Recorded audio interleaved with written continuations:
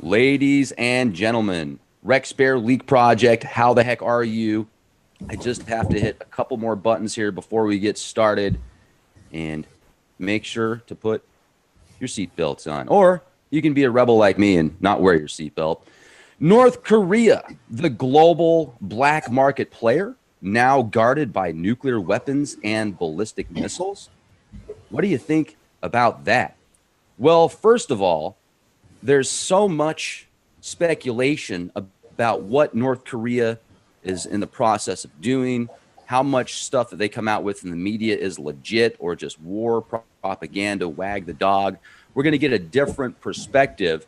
We have Alexander. He lives in Israel, and he sees things from a different viewpoint based upon being in that area. I mean, it's a lot different out there. We were talking a little bit off the air, and I had to remind him about how easily some people get offended in the States. And he made a very solid point. Well, he said, you know what? We don't have time for that out here. We're dealing with things that really matter. We've been at war for over 100 years, or I think you said about 100 years. And anyway, I mean, 150. There you go. So we're going to have a deep conversation today about how Alexander feels that NK could be some type of global black market player. And also, we're going to talk about what happened in Vegas and how the security, how the SWAT, the police forces, and just who was supposed to be there, and how quickly it seemed to be just a weird, bizarre stand down or something, where maybe there are forces at the top levels and these shadow factions within shadows that said no, stand down. We're going to talk about it, and we're going to get pretty deep. And also later, for your pleasure, ladies and gentlemen, as a bonus round, we're going to talk about the Kabbalah and the original Hebrew Kabbalah. One thing that Alexander, kind of a pet peeve of his, is when he sees people discuss, and he's gotten on my case about this too, when I was reading some scriptures out of the the King James Version Bible. He's like, no, let me give you a different perspective. Let's go back to the Hebrew. Let me give you an accurate translation, not a perspective, a translation. Your mic's a little bit hot. If you can maybe turn the gain down on it just a little bit, Alexander. But hey, how about now? Thanks for coming on the show. Yeah, thank you, Rex. I'm eager to start. Yeah, let's rock and roll. Let's start with North Korea first, if we can. Okay. So North Korea is one of the last places that are not fully under the control of, let's say, the American-based beast system, as you would call it. They are trying to make their own beast system, which is the crazy Asian communism thing, where the dear leader is God on earth, son of the people, and they worship him, and all will be as he says. So, as such, they basically mirror on a smaller scale all the dirty things done by the deep state in the United States, the CIA. Running drugs, selling weapons to various crazy rebels and dictators in hellholes like, Africa, South America, Asia, whatever. Just last week, if you could find the link while we're talking about it, they caught a North Korean ship transporting 30,000, that's 30,000 RPGs near Egypt to an unknown destination. Most land armies don't even have that much. And that's one ship that they found. What? Sorry to interrupt. Were they making them in their factories in North Korea? Yeah. The military-industrial complex is the North Korean state. In America, it's part of the state. In North Korea, the army is the state. So, yeah, they're selling low-quality knockoffs of RPG-7s and selling 30,000 of them to God knows who. And they run a bunch of meth labs in America. They traffic cocaine from South America to Asia. They're in all the cookie jars. They're imitating the whole CIA thing about gathering illegal money. They just don't have the vast resources of the CIA and the American intelligence community, but they are on the same path. So they're just doing their thing. But now they have a hydrogen bomb. And that is a very big difference because you see, a nuclear weapon, a tactical nuke, it can do some damage, kill like 10,000 soldiers at once, maybe level one major city, kill like 50,000 people, but it doesn't really do serious damage to, let's call it, the important people. You know, the generals, the ministers, the politicians, they'll be safe in their bunkers and not care about anything. A hydrogen bomb is strong enough to melt cubic miles of earth. Okay, that's why they got so scared of them. They can melt through cubic miles of earth, and there is a limit to how deep you can dig when you hide in that bunker.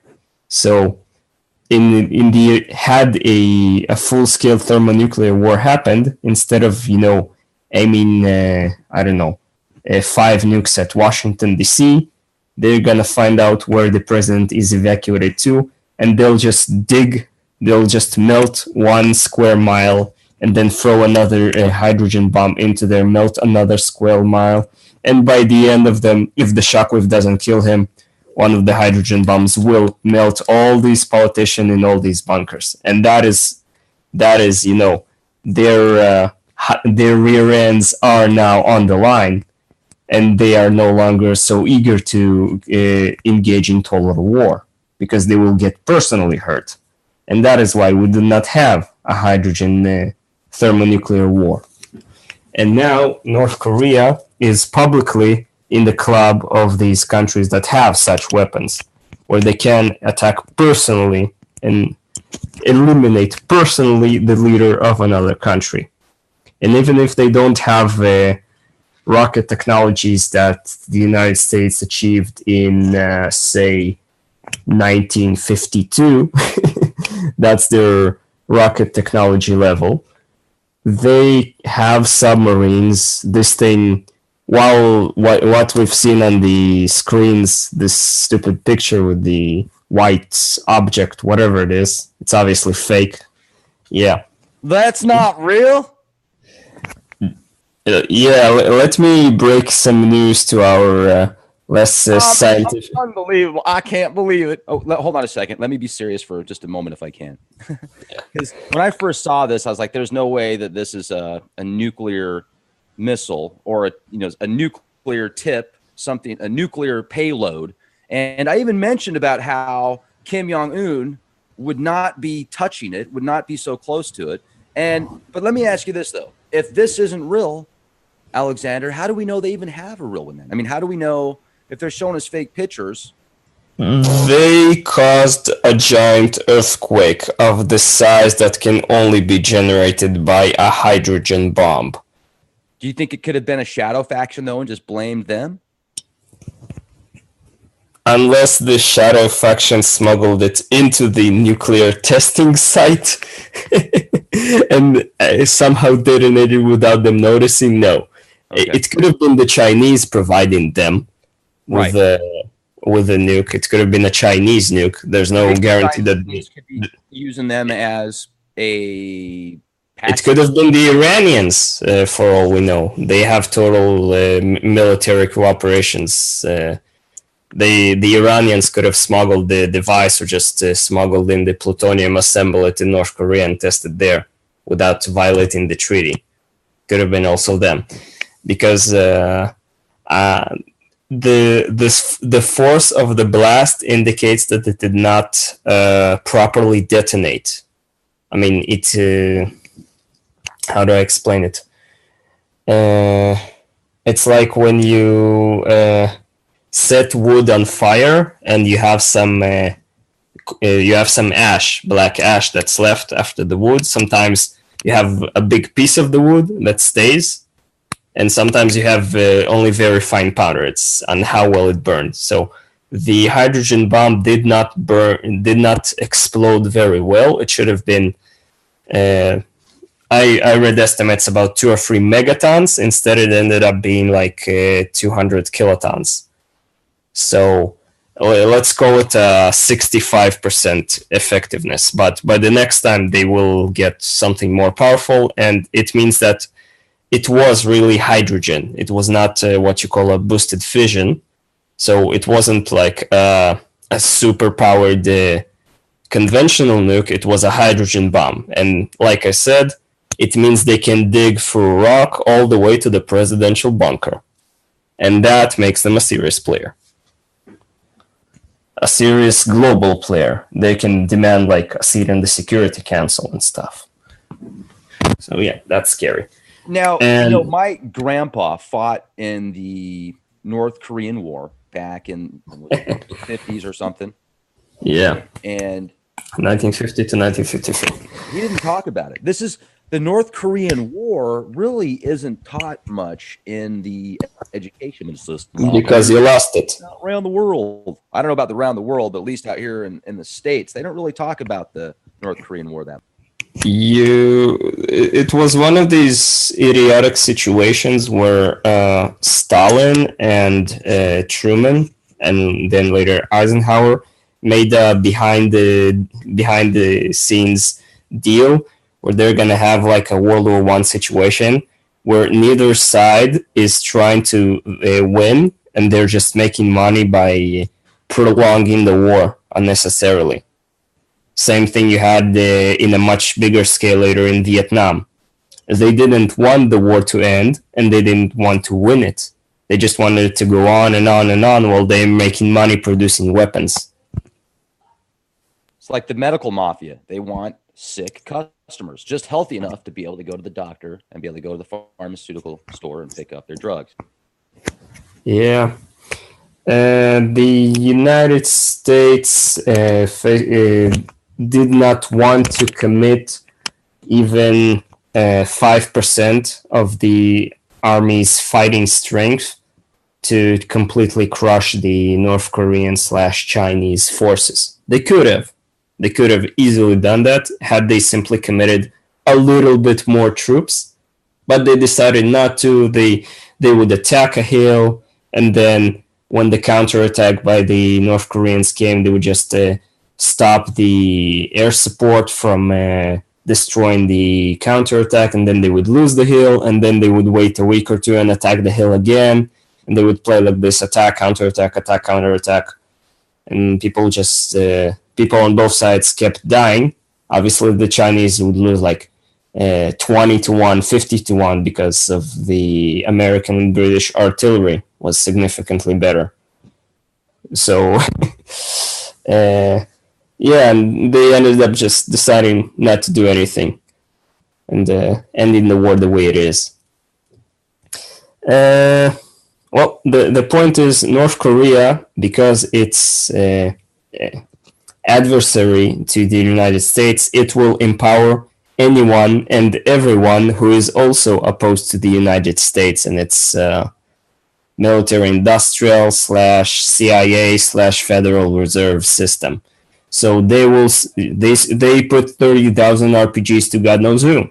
They can just as easily send short-range ballistic missiles to the Mexican drug cartels, or I don't know, sell precision-guided anti-tank missiles to FARC, or the Taliban, or all these American supply convoys. They can barely handle IEDs. Imagine what happens when the Taliban get high precision, long-range guided anti-tank weapons.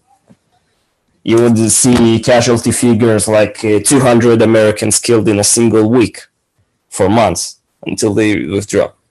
Now that they feel confident enough, they can start pulling things like that. And that is a scary reality that could, or that may or may not force the United States to react. But the plans are definitely being made, and Well, You know, let's talk more about North Korea because I definitely watch the media and the theme that the media pushes, and I've been able to pick it out for years. I go back to previous September 11th in 2001, the American brain drain, zombified, mind control media was pushing this narrative as you've got Osama bin Laden and Saddam Hussein as these two major threats. So immediately, the overall majority of the American people thought that after September 11th, immediately after, they thought it was Saddam and Osama. So they push these narratives, and they're doing that right now with North Korea. They're turning it up, they're heating it up. They got so hot that they were even projecting so much in Hollywood, in on the TV shows and the movies. You'll see predictive programming where future events happen in these movies. And there's a TV show, you should watch it. It's quite, I don't know if you'd like it. It's called American Gods, where it's very good show where it kind of portrays how many of these gods would require blood sacrifice, blood rituals. And there's a scene where North Korea, the Mr. Globalized Market tells Odin, this old god, this older god, he says, you can have your name known, and what we're going to do is we're going to put your name on this missile that we're going to launch into North Korea, and 25 sacrifice 25 million people for you, Odin. What do you think? Let us do this for you. And he's like, nah, I don't think so. But when you see stuff like that and the narrative, and every week, every day, there's a new headline out. They've been doing this for years, but they've been ramping it up. It's a reference to Thor's hammer's secret weapon system. It's the satellites with the tungsten rods they drop from space. Do you think they did that with China when China kept messing with the value of their currency? No. China is too valuable a trading partner to risk. They plan to have the war with China in about 5 or 6 years when they finish building their aircraft carriers. So you can put that one on ice. No, I meant that the reference with Odin is. I think you even did a show. You have these secret military satellites where they have like pieces of metal, like rods that they can drop from space, and it has the same power of a small tactical nuclear weapon, but it's completely sterile.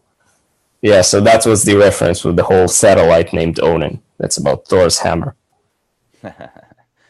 Nice. That's interesting. I'm glad you picked up on that. That's wow. Yeah.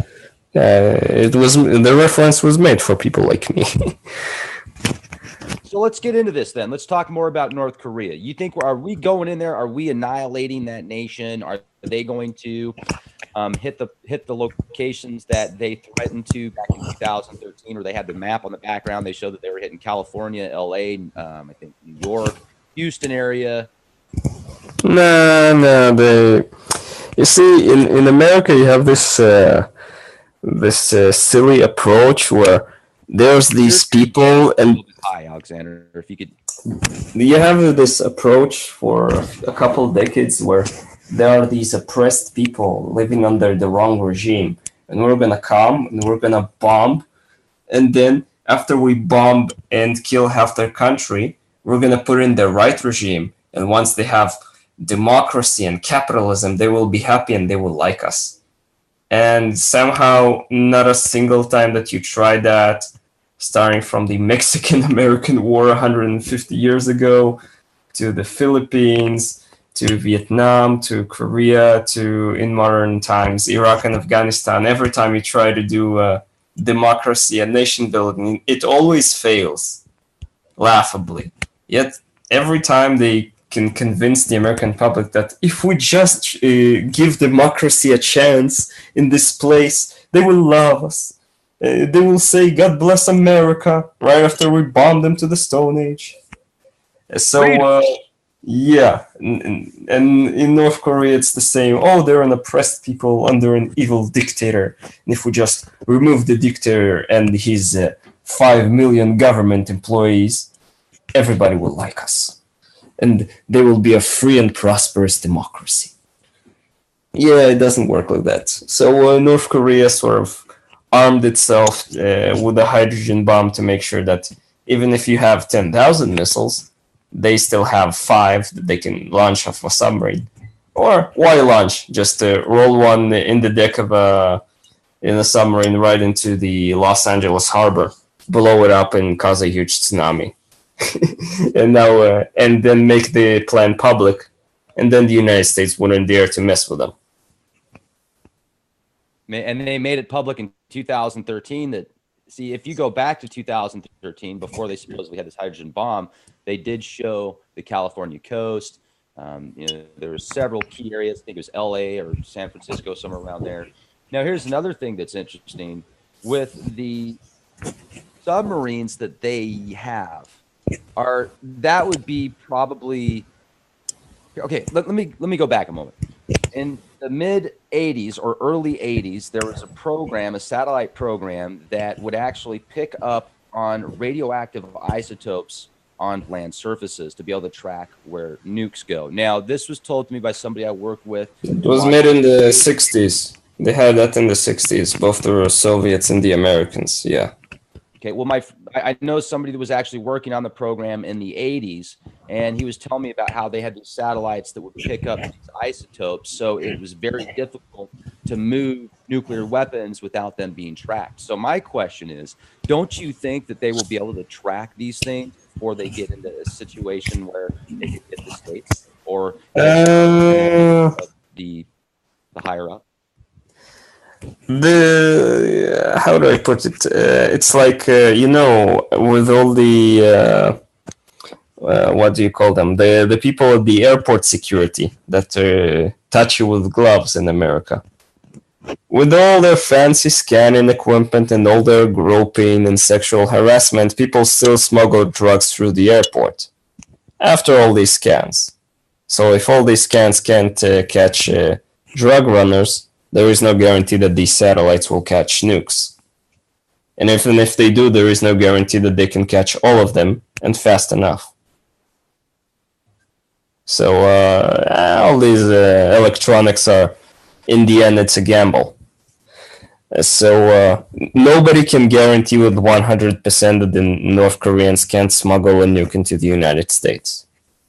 Nobody can guarantee that. And that is why nobody will mess with them anymore.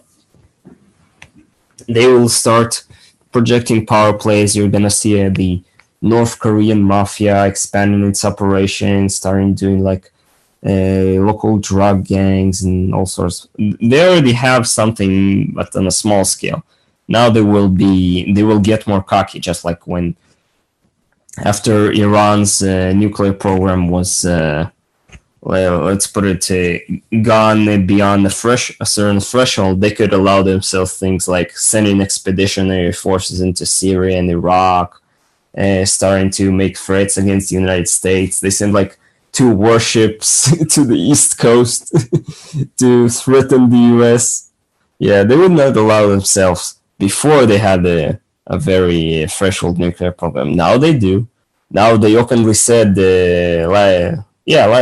3 days ago, they said that if the United States recognizes the Iranian Revolutionary Guard Corps, which has committed at least 10 known terrorist attacks, but it's against Jews, so who cares? If the United States recognizes them as a terrorist organization, then Iran will attack United States boots on the ground in Iraq and Syria. That's a direct threat to attack U.S. military personnel. They would not have allowed themselves that a few years ago, and now they do. Why? Because they feel confident enough that the United States is scared of their counterattack. So the world will get trickier. There will be obviously a second Korean War at one point, but it will have to be something really bloody to trigger it. I'm looking at the surrounding areas right now. Obviously, South Korea, they've got their missiles right on South Korea. You've got Japan, much of the South Pacific out here. It seems like, especially with some submarines, they could just kind of travel.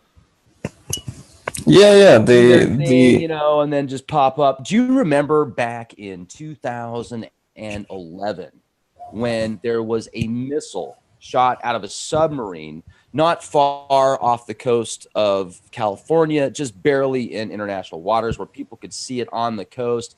And this missile was launched. And Pentagon said, "Oh, we don't know anything about it. And I really doubt the Pentagon would do a launch like that to freak people out. Plus, the technology that was used, a lot of people said they thought it was China showing off. Like, oh, here we are. You didn't even know it. Look at this. Do you remember that? I don't remember that specifically, but it does sound like something China would do, because they're all about the appearance of things and saving face and getting disgraced and all that East Asian stuff. So they were all about, oh, we humiliated America by launching a missile, even if nobody will notice. So yeah, that sounds more like China. And the North Korean submarines, they don't even have the range to make it to Hawaii, but they could potentially. They're barely gonna make it to Thailand. So yeah, but you could stage a very elaborate operation of like undercover refueling stations in islands in the Pacific, or just use the merchant ships to do it in the middle of the ocean. So if they need to get submarines to the coast of the United States, even to the East Coast, it can be arranged. Normally no, but it can be arranged that they would make it. At least one of them would make it. That's how the British put it before World War II. The bomber will always get through, eventually. Well, I don't have much to say about North Korea. Their army is pathetic, completely outdated. If it goes into a conventional field war, like trying to invade South Korea, the U.S. Army, the regular U.S. Army, will, even if outnumbered 10-1, will easily annihilate them in a matter of weeks. But that's what they want. They want the United States to invade them so they can wage endless guerrilla warfare, ambushes, sniper attacks, IEDs. And unlike the lightly armed Taliban, they have precision-guided missiles. They have vast, unbelievable stockpiles of weapons. They're not gonna, shoot a few bullets towards the American FOB. They're gonna shoot 500 mortar rounds in 10 minutes and kill everybody in it. So, yeah, they have been preparing for a United States invasion for decades, and that's why it's unlikely to happen. But if China does get involved into some sort of aggressive maneuver, maybe the whole disputed islands thing, who knows? I told you I heard on a radio show. It was in 2009 about people who make like mathematical models to predict what will happen decades in the future. And in 2009, it said that by the early 2020s, China would be powerful enough to take on the United States, and a conflict is more than 80% likely to occur, because both sides will actually have something to gain if they win. Unlike the Cold War, where nobody will actually gain something, in a war between the United States and China, China could gain because they do have the manpower, even after a major conflict with the United States. If they emerge victorious, even if it's a minor victory, they can overtake the Federal Reserve System as the new world hegemon. I hear a lot in recent years. It's part of the liberal cowardice that spreads in the United States, where Americans are saying we are not the world's policemen. Well, I have a very simple news flash for you. If America is not the world's policeman, somebody else will be.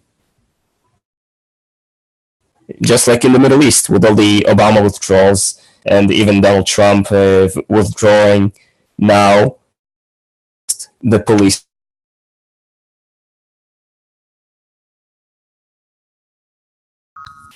You there? Yeah. Lost you for a moment. I was just talking about how. Can you turn just your what on your microphone? But it's really loud. Just Yeah, it's the audio borderline. is jumping.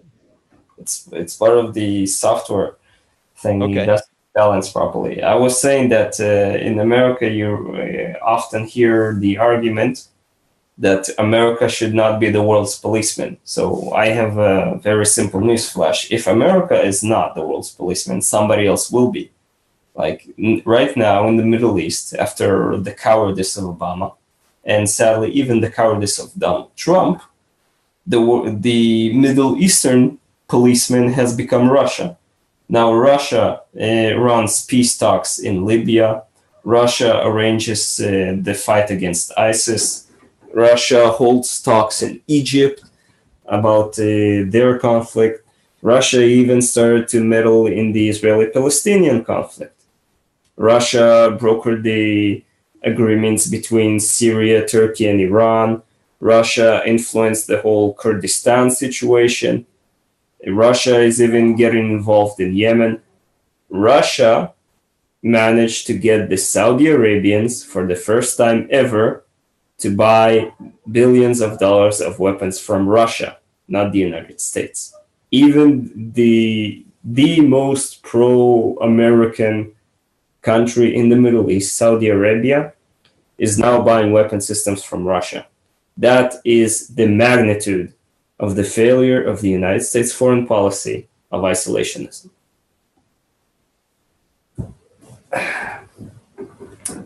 So in North Korea, it's gonna be the same thing. Now, South Korea and Japan are pretty strong, but once you start deciding that you're not the policeman of the Far East, they will also start drifting towards Russia, towards China. There needs to be a world policeman. If it ain't you, it's gonna be somebody else, and you ain't gonna like it.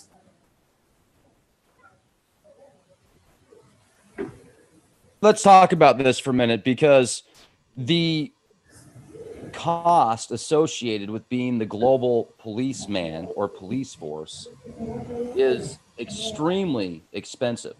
So Compared to what the Federal Reserve makes, no, not at all.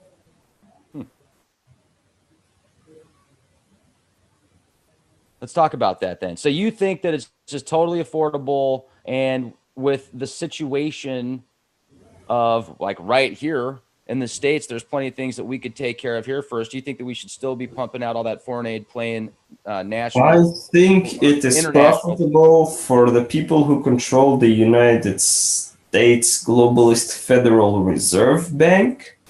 For them, it is much cheaper because the American taxpayer pays for the soldiers, and the countries that they occupy pay them with, let's call it, currency manipulation to make them ever richer. Let's take a look at this forecast real quick. I'm going to jump topics. The forecast, now this is Deagle.com. They use a multitude of a bunch of information from different locations and different, how do I put it, different areas to calculate what their future forecasts are. Essentially, look at the population here. In 7 years, we're looking at a population of, according to them, 54 million people in the United States. Look at how everything just drops. And one thing that I noticed from their forecasts is they project many of the Western countries huge drops, but some of the Eastern countries either stay the same or the population actually increases, because the overall global population stays about the same in 7 years, but not in the States. So what causes it? They said they're not using nuclear as a reasoning. I'll have to double check on that, but I'm pretty sure that's what it says in the, because there's a lot of people that ask that question. They're like, why are you showing forecasts that are so contradicting versus Rex, this is what you call swamp gas from Uranus. Boom! Yeah, it's like the guys, you showed me some website about military statistics that can be easily verified. Like, they say that, I mean, I watched the military equipment numbers for Israel, and these are things that can easily be checked, and I know what they said is completely untrue. like the number of reserves. They said that we still have non-self-propelled artillery, which we don't have since the 80s. So these numbers are either made up or they're trying to push some sort of agenda. It's like Al Gore telling that by 2013 all the polar ice caps will melt. Just because somebody says something doesn't make it true. Or it's like that website where he showed me where the most powerful navy in the world is the North Korean with all their old submarines. Oh yeah, they're so powerful. They can almost make it to Thailand without refueling. But their ratings. They're going to get you. Yeah. So I don't buy all these forecasts and trends. I'm not. It's interesting. It's interesting to look at them. It's interesting because it's so different from the majority of the forecast. Like you look at the UN. What do you think about the UN future projections of the global population? They're projecting about 11 billion people within the next 80 years. The UN is the same guys who are trying to convince us to eat insects so there could be less global warming. So, yeah, I don't believe them. So what do you think the population is going to be like? So what do you think is going to happen within the next 8 years? Have you seen the 2025 report where the military wants to completely control the weather? Have you had an opportunity to look at the measurements done independently by people that have spent thousands of dollars looking at with the data, what the stratosphere, different parts of the atmosphere are, how much it's been depleted, and how literally within 7-8 years, we might have to grow our crops indoors? How do I put it? We have the technology to fix these sort of problems very quickly if the desire for it arises. People do not realize just how much terraforming we can already do. The hurricanes you've seen in the recent months, they were artificially created, and they could have been artificially stopped within a single day had the proper people given the proper order. And it seems that they have not.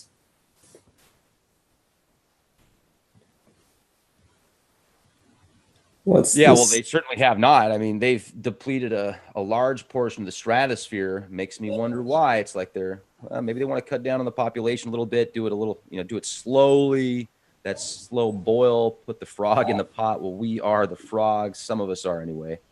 Yeah, I mean, we could talk about that another time. I know that there's certain topics that you want to discuss that you really... No, I don't mind. The stratosphere is very not dense, so pumping up a few cubic kilometers of mass into space is not the sort of challenge engineering-wise that we could not solve within a matter of months.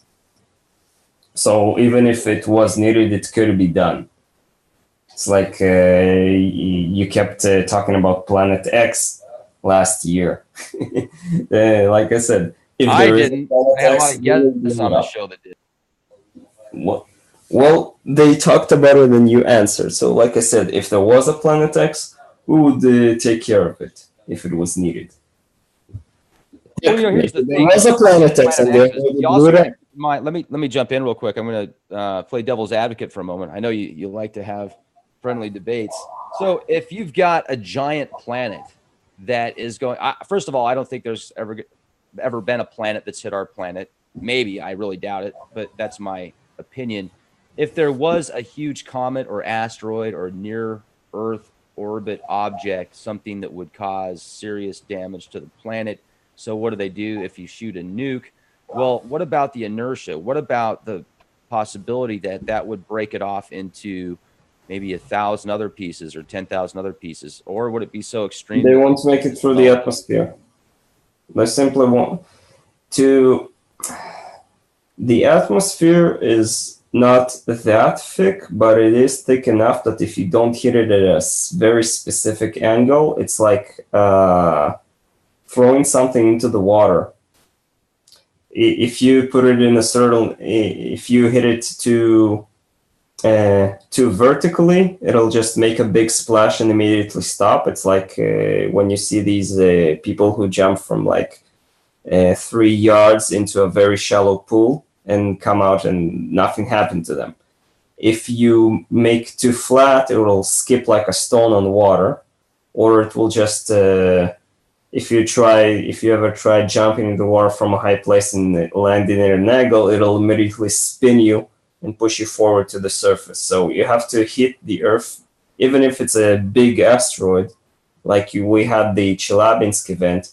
It was a huge asteroid. It could have been like, I don't know, kill like, make like global tsunamis all over the world. But because it hit at a very flat angle, it burned up and blew up in the atmosphere without even touching the ground.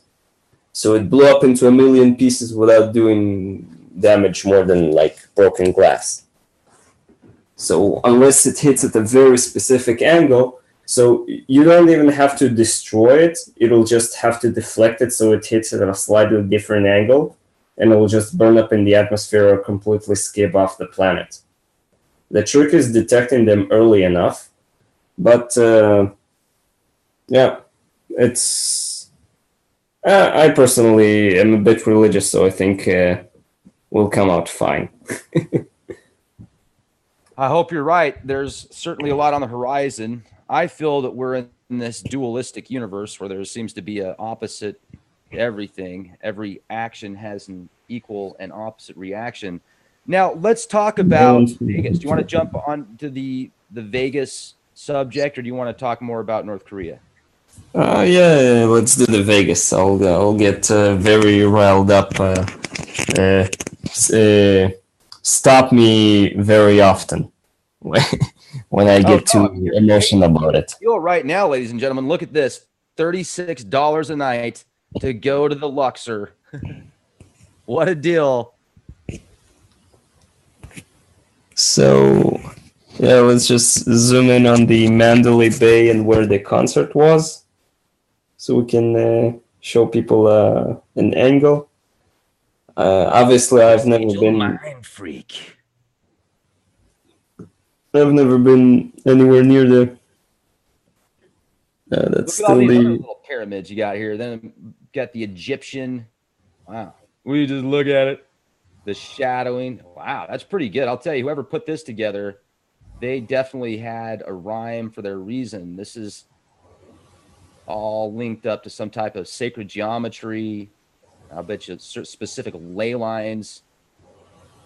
Here's the Mandalay Bay, right? Yeah. Yeah, and the concert was in this what looks like a giant parking lot right now. I'm not exactly sure. I remember that there was right next to the concert a giant storage of fuel tanks or something. I'm not sure about that. No, I remember seeing pictures like where the concert was right next to it, like 100 yards away. There was a giant storage tank for aviation fuel or something, and the original plan of the shooters was to blow up the fuel and then make a getaway under the explosion. So that sounds stupid enough to be planned by jihadis, because unless this thing is almost completely empty, it wouldn't explode. It would burn. It would burn for days, but it will not cause an explosion. Thinking that it would cause an explosion is the sort of stupid thinking that you get in cheap action movies and jihadi terrorists. Yeah, let's link up these gas cans and light them on fire and there will be a big explosion. Yeah, that wouldn't happen. To explode, you need hot gas. And if you have a liquid, it doesn't magically turn into hot gas in an instant to cause an explosive shockwave. So that was what immediately made me think about ISIS. But the big issue is the stand down. Now, We're talking about Las Vegas, and we're talking about the casino area.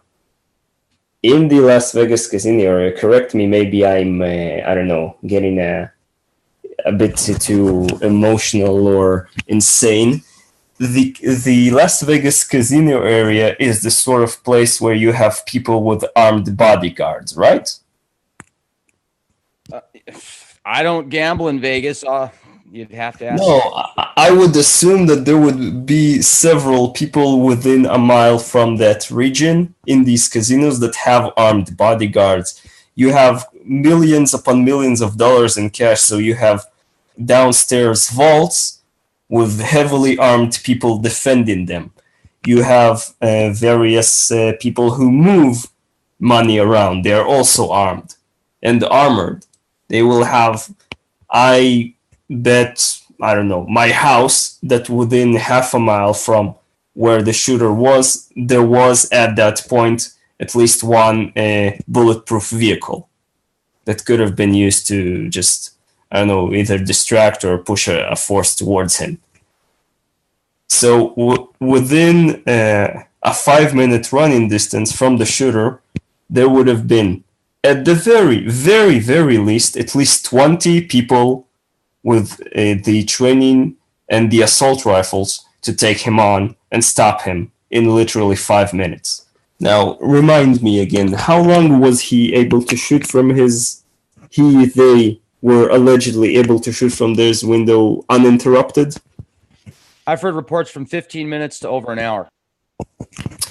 Okay, so at the very, very, very least, in the entire Mandalay Bay Hotel, there would be at least one security guard with a pistol. Am I correct to assume that? Sure. I mean, I don't know, in America, in places like this, do you have armed security at the entrance? Or just... I've only like been to Vegas a metal couple detectors? times. It's been years, but realistically, I'm sure they've got a ton of security. I'm sure there's a ton of firepower there, concealed, etc. So you'd be silly to think that there wasn't. Vegas, was founded on some pretty powerful mafia families that if you went in there and you messed with the wrong families, if you were cheating at the gambling tables, they would see it in an instant. So to think that they would miss out on somebody bringing in 30 or 40 guns into it just... No, that's a separate issue. We'll get to it. We'll get to it. Information. We'll get to that issue later. I'm talking about in a world that is after 9/11. Do you really believe that a place the size of the Mandalay Bay doesn't have what's called a QRF, where it's guys who like literally take a 6-hour shift of sitting in a room in a full, Kevlar vest, Kevlar helmets, assault rifles in hand, so that even if, I don't know, an entire regiment of ISIS suddenly stormed the hotel, they can have a gunfight with them and win. I guarantee that within 500 yards of that hotel, there was at least one QRF squad, and they were ordered to stand down. I mean, seriously, I do not believe this. I mean, in Israel, we have active shooter situation every 2 or 3 months. Within literally 2 minutes, you're gonna have people like, I don't know, bar owners, off-duty police, soldiers on vacation. They would form into groups of 4 or 5 people and just start going house to house, room by room, until they find the terrorist and shoot him. More often than not, even if it's somebody with a pistol, after he fires his first rounds, as soon as they start to reload, people are gonna jump him. Terrorist active shooter events in Israel end within literally 5 minutes. 5 minutes, that's max. They usually, when they see the crowd starting to chase them as they reload the magazine, they just run off into some sort in one of the alleyways or try to get into a house or an apartment and try to hide there. And they are found. And they are found very, very quickly. And they're stopped with bullets. So you're telling me that a place as populous and as heavily guarded as the Mandalay Bay, somebody can open up with assault rifles for 15 minutes and nobody showed up to kill him? I don't buy it. I don't buy it. And then, I don't know how big is the Mandalay Bay Hotel, but whatever it is, they could have had at least like 4, I don't know, patrol car policemen just go up with pistols into the room. They obviously have security cameras everywhere. They would know exactly what floor, exactly what room. Even if somehow the security is afraid, the police would go up. I'm not talking even the FBI, even the patrol cops. Let me put it in a very simple tactical term. Once you have an armed person or group attacking an unarmed person or group, the armed people, they choose what happens. They dictate the action. Once, no matter how big or what is the force ratio, once the armed group are engaged by a different armed group, you immediately limit their freedom of action. You limit their movements. And once you limit, that's what the police in a normal situation, like you had remember about, what was a year ago when you had the ex-soldier who started shooting at cops in Texas with an assault rifle.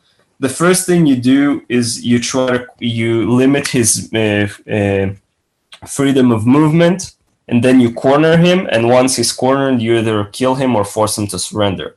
That's what you're supposed to do. If he is able to shoot for 15 minutes unopposed, that would have been a massive, massive stand down. They forced a stand down of the police. They forced a stand down of the FBI. Even if you have, like I said, the private bodyguards, like the doorman in the bar. I don't know what's the buildings around there, but definitely when in some bar or restaurant where they have several guards and they hear automatic gunfire, they will send at least one of their guys to the nearest police to find out what happens. I mean, if you're in I don't go to the clubbing or something, but if you have like several nightclubs near each other and a big fight starts, then people from the neighboring nightclubs will send their bouncers to help break whatever it is up. Because even if it's not in your private place and it's in your neighbor's place, you don't want a problem that's near you. You're going to send people to solve it. So, like I said, you have police. You obviously have some sort of FBI or SWAT or tactical teams. You have bodyguards of foreign dignitaries or just millionaires. They will also send at least one guy to check out what's going on, to see it's the threat to relay against it. All these people who were supposed to respond were stopped from responding. And that's a detail that should be very carefully investigated. I mean, maybe in a pre-9/11 world, the closest situation we had to this was the,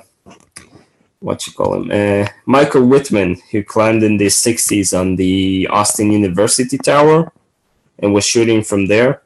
I don't really know about any conspiracy theories what happened down there, but one guy with a sniper rifle, and he started shooting people and shooting people and shooting people. Within 5 minutes, you had local armed people, civilians and police surrounding him, preventing him from escaping, and they pushed through his line of fire. They got into the tower, they got up there, and the civilian who was deputized killed him with a shotgun.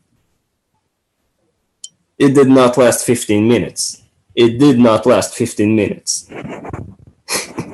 And in the post-9/11 world where every major building has armed security, now that's what happens. The question is, what does it mean? It means that the people who orchestrated this event, managed to stop these reaction forces. I don't know how, but they managed to co-opt heads of securities of neighboring hotels, heads of the police, heads of FBI, heads of counter-terrorist groups. All these people were ordered to stand down, and they did stand down. That's the scary part, because of all these groups, even like the Brinks, these little armored cars that transport money, even if one of these guys decided to, park on the side, go up there and shoot him, that would have been enough to stop him after 5 minutes. but even they were given a stand down. Now, either you're trying to convince me that hundreds of trained and armed people, I should say, were too cowardly to face a guy shooting from the rooftop, which I don't believe. Americans are not cowards. Or all of these people were either given a stand down or evacuated, or what happened was completely different from the story we're given. And I personally think that Paddock was the what you call in America, blame it on the dead guy. That I heard the rumors about a couple who were saying, get out of here, you're all gonna die 45 minutes before the event. I heard rumors about a separate shootout. You have this security guard who was shot several minutes before the shooting started somewhere else. So I suspect that there were at the very least, 6 or 8 co-conspirators, and they just took the guy who was least necessary for whatever it is, just left him dead there, and let the police cover up their own mistakes, or cover up the cover-up, and blame everything on the one dead guy. Just like they did with Lee Harvey Oswald. Obviously, there was more than one shooter. Obviously, it was a vast conspiracy. But they have one dead guy, and they say he acted alone. And people will buy it. Because the alternative is that the United States, all branches of the United States defense system, the police, FBI, the state, federal, law enforcement, even private guards, were forced into a stand down, and the moment it happened, and hundreds of people got hurt. And that's a reality that the American public, as they think, cannot handle. Even after they watch 9/11, they can't handle it again. So that's the narrative that was created. What else is in my notes? Oh, about the guns. This is the most suspicious detail. So a guy who had millions of dollars allegedly spent millions of dollars acquiring firearms legally. Now, I know a thing or two about metal processing. This is a guy who worked for decades for a security contractor, and you can say a lot of things about him, but this Paddock guy was not stupid. Do you agree? Ask me that question again, please. Do you think that the alleged perpetrator of the mass shooting was a stupid person? Not at all. No, I heard he had contracts with JPL or specific not JPL, but there were specific DoD contracts that he had. Yeah. So according to what I heard, so of course not. He's probably brilliant. He had access to the equipment used to manufacture weapons. Okay. So he could have done it at 1/10 of the price, just, pay one guard to just look the other way while the factory is shut down at night, just go in, program a few machines, and they would pump out whatever weapon he wanted. Untraceable, undetectable, completely anonymous, and again, at 1/10 of the price. Instead, he bothered to buy, allegedly, every single one of the 40-something firearms that he owned legally. And that is very suspicious. If he bought every single one of them legally, either that's a story we're being told to convince us that legally owned guns are dangerous, or they were planned to be used in some sort of legal case. So they could be presented as legal evidence instead of as illegally acquired evidence. So that brings us again to the ISIS angle, because when the FBI, especially after the whole Fast and Furious fiasco, when a government agency gives guns to, let's call them suspects, perpetrators, they have to show where the guns came from. So all these guns were allegedly legally bought. So that again brings us to the theory that he was working for some sort of government agency, trying to make a frame up. I mean, all these ISIS attacks, the San Bernardino, the Pulse nightclub, you always find out that they were all watched by the federal authorities, and they had some sort of handler and some sort of connection, and the government knew about it, but was ordered to stand down until they made the attack. So this was probably, I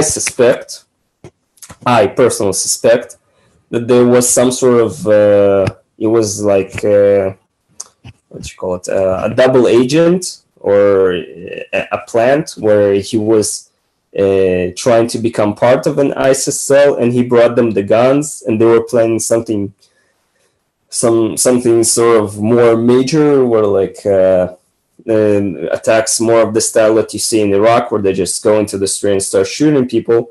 And something went bad in that hotel room, and they decided that they killed him first, and then they tried to cover it up where well, we have 20 guns, and we already shot one guy, might as well shoot a bunch of more people. Hey, there's a crowd outside. Ooh, look at these fuel tanks. In the movies, the gasoline explodes when you shoot it, so let's just lay down fire on them. And when that didn't explode, well, let's just shoot at the crowd. And they fired, and the whole, I heard about cameras, I heard about leaving explosives downstairs. That sounds like IEDs. They would, in the more high-level Al-Qaeda attacks you've seen about 10, 15 years ago in Saudi Arabia and stuff, where the terrorists would actually get away. They would pack in the car like little pipe bombs and small IEDs they could leave, so they could, when they have the car chase or something, they would just go around the corner, leave a bomb, keep driving, and when the car chasing them, they would blow it up so they can get away. And sometimes they did, but not for long. But yeah, so this was some sort of high-level... It was supposed to be some sort of high-level attack, but the police ended up with only one guy dead that they can admit to, at least. And so they said that this one guy did the whole thing. I haven't seen anybody do this, but with all the videos that you can have, the speed of sound is relatively slow, and the audio synchronization is good enough that you could spend about 10 to 12 hours on mathematics, but if you give several videos happening at the same time, and you have an accurate timestamp, like to the 10th of a second, you can calculate within about 4 or 5 inches where the gunfire originated from. I haven't seen anybody do that, but it should be easy enough to do with 10th grade mathematics. I mean, the speed of sound is fixed. If you have the accurate temperature and the humidity, it's a desert, so no humidity. If you have the accurate temperature of the event and you have an accurate timestamp, you can calculate exactly from which window each individual shot was fired from. Especially when you have the echo, you can even compare it and get to within literally 5 inches. Even if it was from 500 yards away, you can get within 5 inches where the gun was fired. Let me add to that real quick, and then please continue. This is great. DARPA even has been discussing a technology that they started working on years ago that can track gunshots from anywhere in the country. They want to make it deployed in Iraq. They had it was a bucket-sized thing where if a sniper shoots at them, it paints his exact position with a laser. They had that in Iraq in 2005.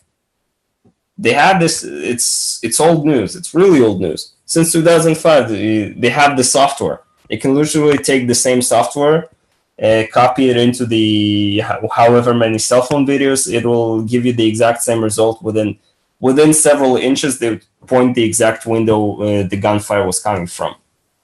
But since I have not heard anybody do this, and I haven't even seen videos on YouTube uploaded, I suspect somebody's getting censored.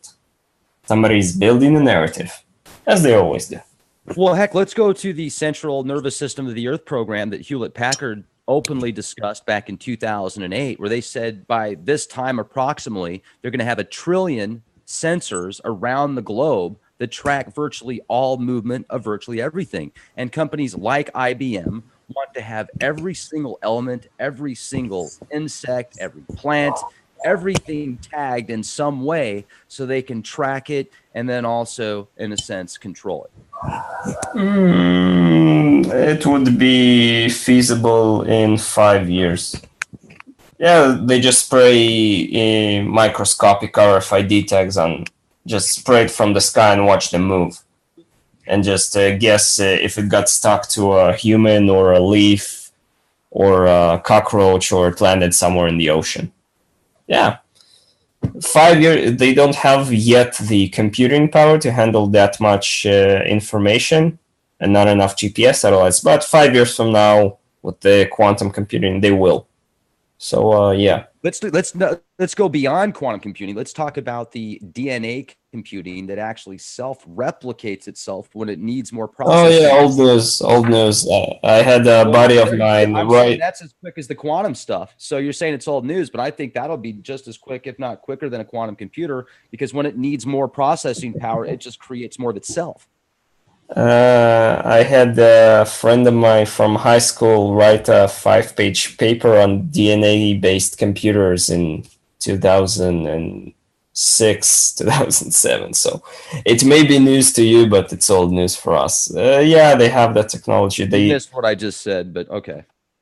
DNA computers are fundamentally unreliable. DNA is, unlike silicone, DNA, it's sensitive. And what you don't want in computers is computing errors.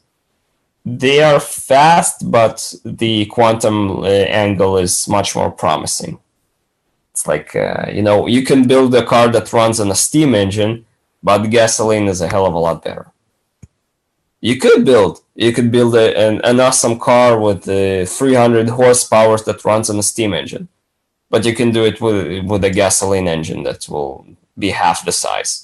So, yeah, it's there, but it doesn't have the reliability that computing, especially large-scale computing, demands.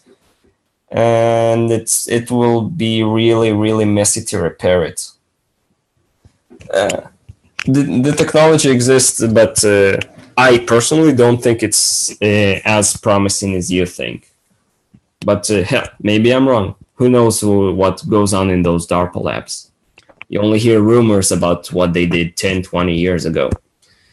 So why exactly do you think, though, that quantum computers are going to be the wave of the future more so than DNA computers? It's fundamentally their speed. I don't want to go into a jag about quantum physics. Unlike you, I studied them, and I wouldn't even try to explain them to the average viewer. But let's just say it's like comparing 10 computers from 100 computers in the early 90s compared to one computer right now in your cell phone. They use about the same amount of electricity, but the one computer in your cell phone is an order of magnitude powerful, more than 20 computers from the early 90s combined. And you can use these Pentium 2s and upgrade them and overclock them and give them more memory and more all that stuff, but in the end, they're still a Pentium 2. They will never be able to compete with the much superior architecture of the modern Xeon, whatever. It's a good technology, it works, but it's not as reliable to the applications as quantum. Quantum is, unless they made something better, quantum is the direction they will push. Hydrogen airships are really good at carrying cargo, but we still use cargo planes, even though it's much more, fuel-wise expensive to keep them in the air. So I know that airships It works great, but we're gonna go on airplanes. So it's sort of the same situation. I would be hard pressed to simplify it more. You know, it's interesting because I've been doing the research on DNA computers more so than quantum. And the recent research beyond Harvard, this is, you know, obviously, yeah, they've been talking about it for over 10 years. You might have had a friend that wrote an essay on it. What they're doing now is the amount of data, though, that they can store in just 1 gram of DNA it's about 100-fold what it was just 5 years ago. 2.14 petaflops of information that they can store on just 1 Petaflops is processing power. You mean petabytes? Petabytes. Thank you. 2.14 petabytes they can store in just 1 gram of DNA. Oh yeah, that was known. How to put viruses? They even learned how to put a computer virus into a DNA strand. So that was also known for warfare. What do you think about? They started they started the research into this in the late 90s, where they think that all the memories of all your ancestors are stored into DNA. You had I don't remember the names, research in the 2001 or 2002 where they proved that you can store an almost unlimited amount of information on a single DNA molecule. And the research that you're talking about is from 2006, 2007. They already have these practical applications. I mean, actually, the article I'm referring to, though, that amount of information is from 2017. So they just... No, they had that in 2007. They published this in 2017 like it's news. Look, people, I want to remind everybody, cloning of humans is publicly available technology since the early 90s. Immaculate conception via inverted fertilization is normal today. We are in the future. We are in the 21st century. No, not everybody has tuned into that. We are in the future. We just don't get told about it every day. We can walk on water. We can fly. We can get to Mars if we have the money. It's all already there. Quantum computing, computer-to-brain interface, the matrix. We have all that. We just don't have access to it as the simple, poor people.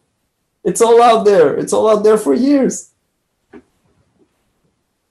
Okay, here's the article I was referring to, ladies and gentlemen. This one is from 2017. This is from phys.org. It's actually even more storage than I said. You can read all about it, but this talks about what they actually put on this specific DNA code with about 1 gram of DNA, the amount of, here we go, 215 petabytes of data on a single gram of DNA. Now, that is 100 times more than methods published by the pioneering researchers George Church at Harvard and Nick Goldman and Ewan Burney at the European Bioinformatics Institutes. So, ladies and gentlemen, this article, the information that I was referring to, I was off on a couple of the numbers. This is 100 times greater than I said. Look at that. We just look at it. 215 petabytes of data on 1 gram. And guess what else is really cool about this technology, in my opinion, which I think could be the wave of the future, in my opinion? If you have DNA that can self-replicate, what's next? That's like gray goo that could literally self-replicate, creating new biological code to actually come up with its own medium, its own source, its own hardware. It could create its own hardware to be faster. It could in itself create its own quantum computers by self-replicating DNA. It could create quantum computers by self-replicating DNA. It could actually absorb the quantum computers and be the ultimate gray goo. They have it. They have it in DARPA since 2011, 2012. You are a part of the Borg.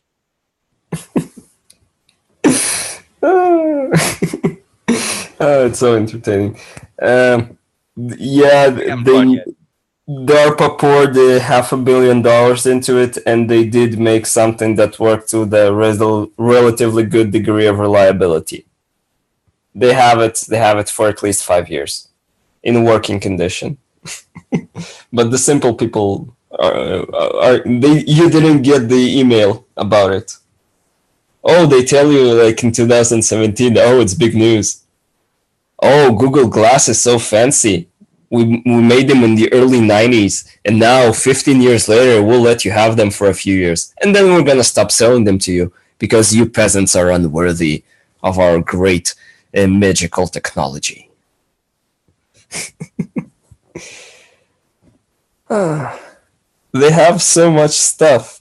Again, if they release all this technology, people would simply not believe. I mean, again, anything you can. I literally had like a few weeks ago an argument with some guy at work. He's like ultra religious and didn't finish 4 grades in school, and asked him like, tell me about the craziest high technology you can think about. And he's like, humans plugging into the matrix. I pull up an article from Drudge Report about the DARPA putting experimental chips into soldiers' brains to alter traumatic memories. And somebody else said human-animal hybrids. I pull up stuff from the late 90s or the Chinese farms where they make a quasi-human breast milk. And then some guy said something else. I immediately pull up a Google. Something else. It was all already there. They just don't give you access to it because the economic system is centralized. It's like the wizards in the pharaoh's pyramid are building this giant perfect pyramid, while the people who build in it don't even understand the concept of free quarters. They did not invent the wheel. The people who were building the pyramids with an accuracy that would be unmatched by modern concrete structures did not have the wheel, but they managed to build something this accurate. Or it's the aliens did it, who knows? So, who's the aliens? It's the breakaway civilization, the secret societies, the hidden technologies. The same old story. And again, there will be a revolt. And these secret societies, because they're so secretive, once the people who hold the knowledge will this world, their knowledge might disappear with them. That's what happened in the past, where you have books like you read the Book of Enoch, I remember, in a few videos. I've read several books of Enoch. Yeah, so with Enoch in the up until the 4th or 5th century, anybody read the Book of Enoch, and then suddenly it sort of disappeared. And until it was rediscovered in a monastery and then another copy in some village in Ethiopia, nobody could read the book for centuries because it was so secretive that people stopped making copies of it and just gone. Same thing with all these Dead Sea Scrolls, stuff that did not make it into the Bible, wars. You had reference that they existed, but nobody actually could read them because there were no copies left, because it was all secret societies and hermetic secret knowledge, and with all the secrecy of this knowledge, it ended up disappearing. I mean, who knows what throughout the Middle Ages, the late classics, how much science was discovered by all sorts of secret societies and never made it to us. Like the whole Einstein relativity theory. Turns out this British Lord Cavendish or something, Major Mason, yeah, he came up with it like 30 years before, but it wasn't known until he died and they discovered his diaries. He just kept it to himself. And for what? How much good the world could have had the technology been available. It's always the same with all these people. Ooh, what's with all the Hebrew on the screen? Hey, so yeah, I'm looking at the comments here in the live chat room, and they're saying that your microphone is way too loud and mine's not nearly loud enough. So let me adjust my side a little bit. Let you guys apologize about that. Thank you for putting up with the sound issues. It seems like every podcast that I do, we've got to have at least one opportunity of no sound for a minute, where you can watch me lip sync for the first 3.5 minutes and then get into the good stuff. Or sometimes I sound like gremlin. How's my audio now? Can you hear me now? Yeah, I can hear you. I'm looking for... Okay, good. Let's go. So now let's get it. I think we've talked enough about Vegas. I think we've talked enough about North Korea. And if you still want to discuss what we talked about earlier, let's talk about maybe the Dead Sea Scrolls, the Kabbalah, what the Kabbalah really is in layman's terms, and how you feel that maybe calculus should stay calculus, not become public math. I don't know. That's kind of how you put it. But also, I'm thinking we can discuss. I've got the Dead Sea Scrolls right here. And if you want to read the original Hebrew and tell me how close I am, but there's a couple of scrolls that I think are fascinating. Yeah, can you zoom in on the screen? I'm seeing it a little blurry. If you can give it like 150%, I'll be able to read this. Well, okay, yeah. This one's a little bit different. This is just kind of like some eye candy here. But let me go over real quick. Yeah, I can. Yeah. So let me ask you a question. Have you heard of the scroll? Have you heard of the Dead Sea Scroll, the War of the Messiah? I haven't put a lot of detail into them, but if you wait, is this the one on the screen?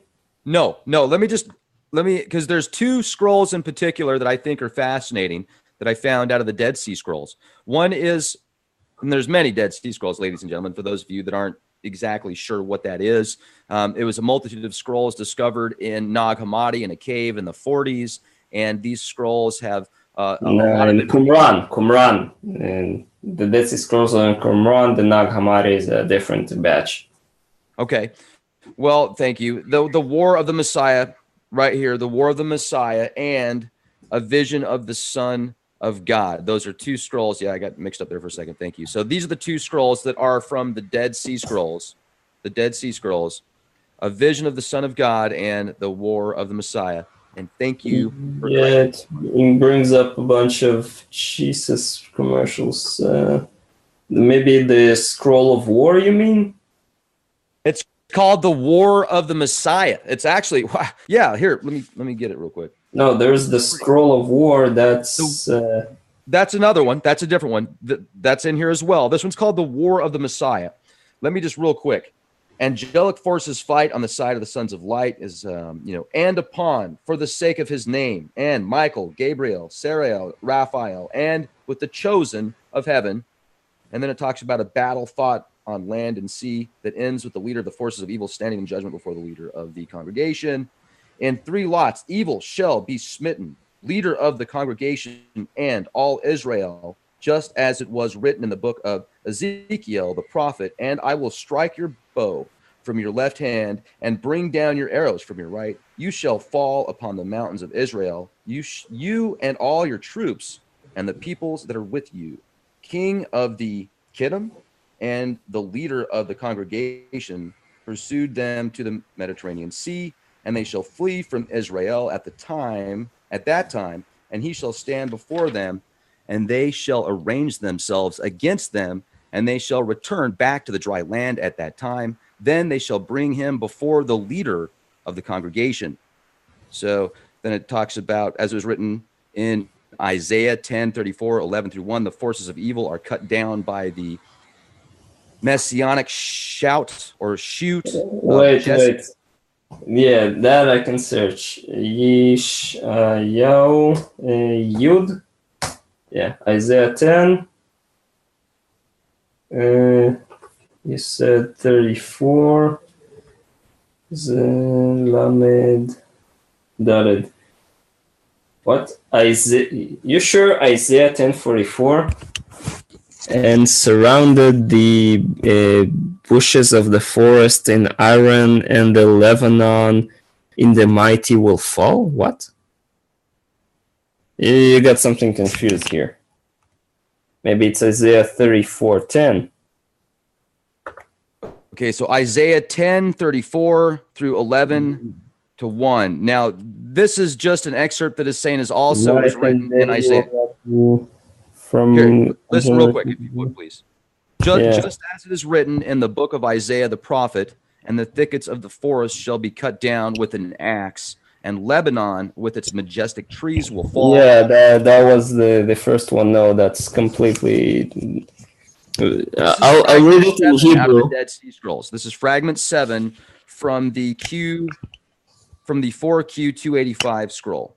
Here's the Lord Jehovah armies, spreading of his wonder in the chariot, and the high of statues are cut down, and the tall will be humiliated, and the shroud of the forest is bent with an iron, and the Lebanon, meaning cedar trees, in the might will fall. And that's the end of the chapter.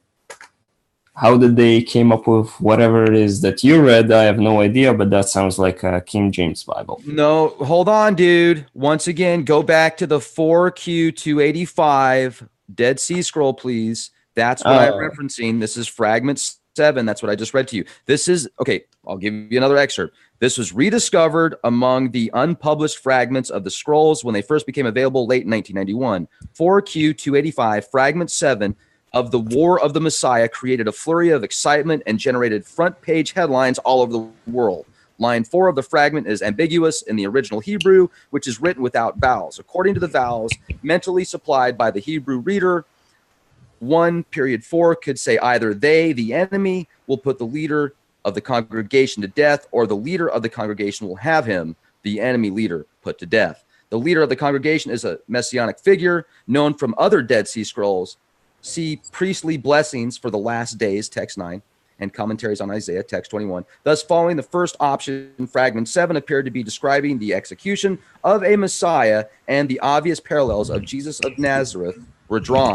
Now, this is from the Dead Sea Scrolls, the newer version, if you want to read it in English, translated by Michael Weiss, Martin Abegg Jr., and Edward Cook. It could have been Bar Kokhba. There were plenty of Jewish leaders who were executed by the sons of evil from Rome. Plenty of Jews got executed back then. So it's just not a scroll. I'm just reading a scroll to you. I'm not saying, I believe it. I'm just reading it to you, man. No, their translation from the biblical part, that one, they turned 1, 2, 3, 4, 5, 6, 7, 8 words into 25 words. So, yeah, that's what caught my attention. Now, what about the vision of the Son of God scroll, 4Q 246? Have you read that? I think I even did. We did a bunch of. Son ben ha-Elohim. Maybe not. Yeah. Let's see what the search results come up. No. It doesn't find it here. Dude, like I said, if you're asking me about ancient texts, give me them in advance so I can read them instead of just hoping that it'll show up on the searches. Okay, that's fine. That's no problem. Yeah, I was just talking, I just wanted to talk to you about it a little bit anyway. I didn't want to get in too much detail, but let's talk about the Kabbalah then. Let's get into what is it, man? I think I know what it is, but we've discussed this, so let's go. Well, the Jewish people are called the people of the book. They have a lot of books. They have 5 very holy books. That's the first 5 books of the Bible. The 5 points of the pentagram of the Torah, as we call them. You have the slightly less holy books that are in the what's called the Old Testament, like the one written by David, with all the poems, Psalms. You have the one written by Solomon, You have all sorts of these little prophets in there. You have a few written stories like Habakkuk or Ruth, or just a scroll that. And they had dozens, even hundreds of books until you had a famous rabbi who just decided these books go into the Bible and these books do not. And books like, say, the Book of Enoch didn't make the editing floor, as you say, and ended up outside of the Bible. And even though, say, people in the 2nd and 3rd and 4th century, everybody read it, later on it just people stopped making copies of it or kept it secret, and it sort of disappeared, except for a very few examples that were recently uncovered. Allegedly, more likely, the Masons leaked it.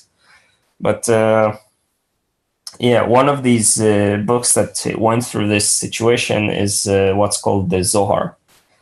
Basically, after the Bible was what you call sealed, once you had this bunch of books that were decided they were fixed, people, Jewish people, what the Jewish religious figures do is they open a text and they start having a debate, start making various interpretations. I explained it a few times ago, where you have the system of the simple, the sermon, like the clear, you have the hint, and then you have the secret. And so they people literally spent days, months, years just studying and trying to guess that because this word is phrased in this sort of way, it's reference to something out there, or trying to solve questions that and make quotes from here to there. And so you had first you had the Mishnah, which is repetition, where they just take every single verse of the first 5 books of the Bible and start to interpret them. After that, you had the Talmud, which is sadly more famous because of the Babylonian Talmud, where they started going off more into less strictly about the Bible and more about how people should behave according to their. It looks like a forum. Just Rabbi something something wrote something something, or there was a story about Rabbi something something and something something. And after so you have Bible, Mishnah, and Talmud, and after that you had the Zohar. One of the if not the one biggest knower of the Torah, the Rabbi of Rabbis, is a guy named Rabbi Simon Bar Yochai. He's buried like 10 miles from where I live. He has his own holiday around May, where tens of thousands of people show up at his grave. So he was a very serious religious authority. He wrote a book along the same lines, but he went into far more mystic. He went into like deep secrets. So he wrote a book called the Zohar. It's basically him and a bunch of his rabbi friends telling stories, and it mixes up stuff like, I don't know, a 5-page discussion: did King David go to hell or not after what he did with Uriah and Bathsheba? And a page after that, you read something like around 2,000 miles near Mars, there is an invisible spaceship that is powered by 1 million souls, and it travels the sky of the night. Or you have discussions about what heaven looks like and various angels. Or you have like randomly stories, Rabbi this and Rabbi that were walking around and they met a guy on a donkey and they argued about something from the Torah, and he said, wow, you're either an angel or the grandson of that rabbi that we knew 20 years ago. Or so that's the Zohar. It's about between 2,000 and 3,000 pages, depending on how you edit it. I read only the first. My version has 3,000 pages, and I read 400 out of them. But the book literally starts. This is a book that was written in the 2nd century, and it literally starts by saying that yes, there was a big bang. God took a point of singularity and expanded it into a universe. So yeah, maybe I should just lay it on you, all the big answers to the big questions. You ready for it? Oh yeah. Okay. We live in our 3.5-dimensional universe as a matrix, a simulation, as part of the 16-dimensional universe that is God. God is the 16-dimensional universe, and we are, how did he phrase it? God folded the edge of his, what you call it, a cape, to give the entire universe room to exist. Okay. In the 6 days of creation, God knew in advance that humans would sin. Basically, before the first day, before the first light of the first day, God created the upper and lower seven heavens. You have the bottom 7 levels of hell, you have the higher 7 levels of heaven, you have earth between them, and you have a separate dimension of God above it all. That's the secret of, and the spirit of God hovers over the water, or whatever the King James Bible translated it into.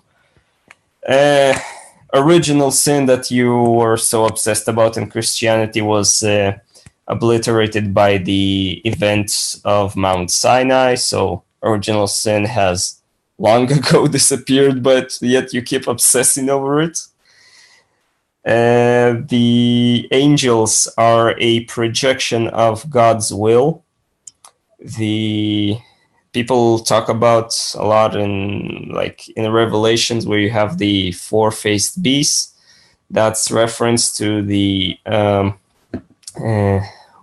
it was a face of bull, eagle, lion, and man. That's a reference to the 4 angels. You have the God's favorite enforcers, Mike, Gabe, Raph, and the 4th one is the angel of death. It's either named Uriel or Ariel or some other variation. What else? What else big? Oh, the Nephilim. Yes, God had allowed them to be formed because you talk a lot about dualistic universe. You call it as above, so below. The Bible, it was more simply put, separated the upper waters and the lower waters, or male and female, he created them, or various. It would be almost impossible for me to give more clear examples because our viewers don't know Hebrew, but all the angels are created at the same time, male and female, and man was at first was created as a being of light, but then see the whole Yaldabaoth thing that you keep mentioning. God has created the 7 higher realms and 7 lower realms with, let's call them creations, who do nothing except 24/7 worship him and say how God awesome is. So he created this realm, this our existence, with the thought of creating. Allegedly, even the frogs and the birds and the cows, they also worship God 24/7. They just don't tell us about it. Do you know that there's a New Testament in Revelation? There's those beings described. They've got eyeballs all over their bodies, and they're constantly worshiping the throne God in the New Jerusalem that descends from heaven. That sounds like it's the whole New Testament. It was an attempt to recreate the style of cryptic messages in the Bible in a different language. And since nobody got it, except for Jews, but why would Jews read the New Testament? It failed so spectacular. I mean, most people Have you read Revelation though? I read an English version, and I read an attempted translation into Hebrew from the 7th century.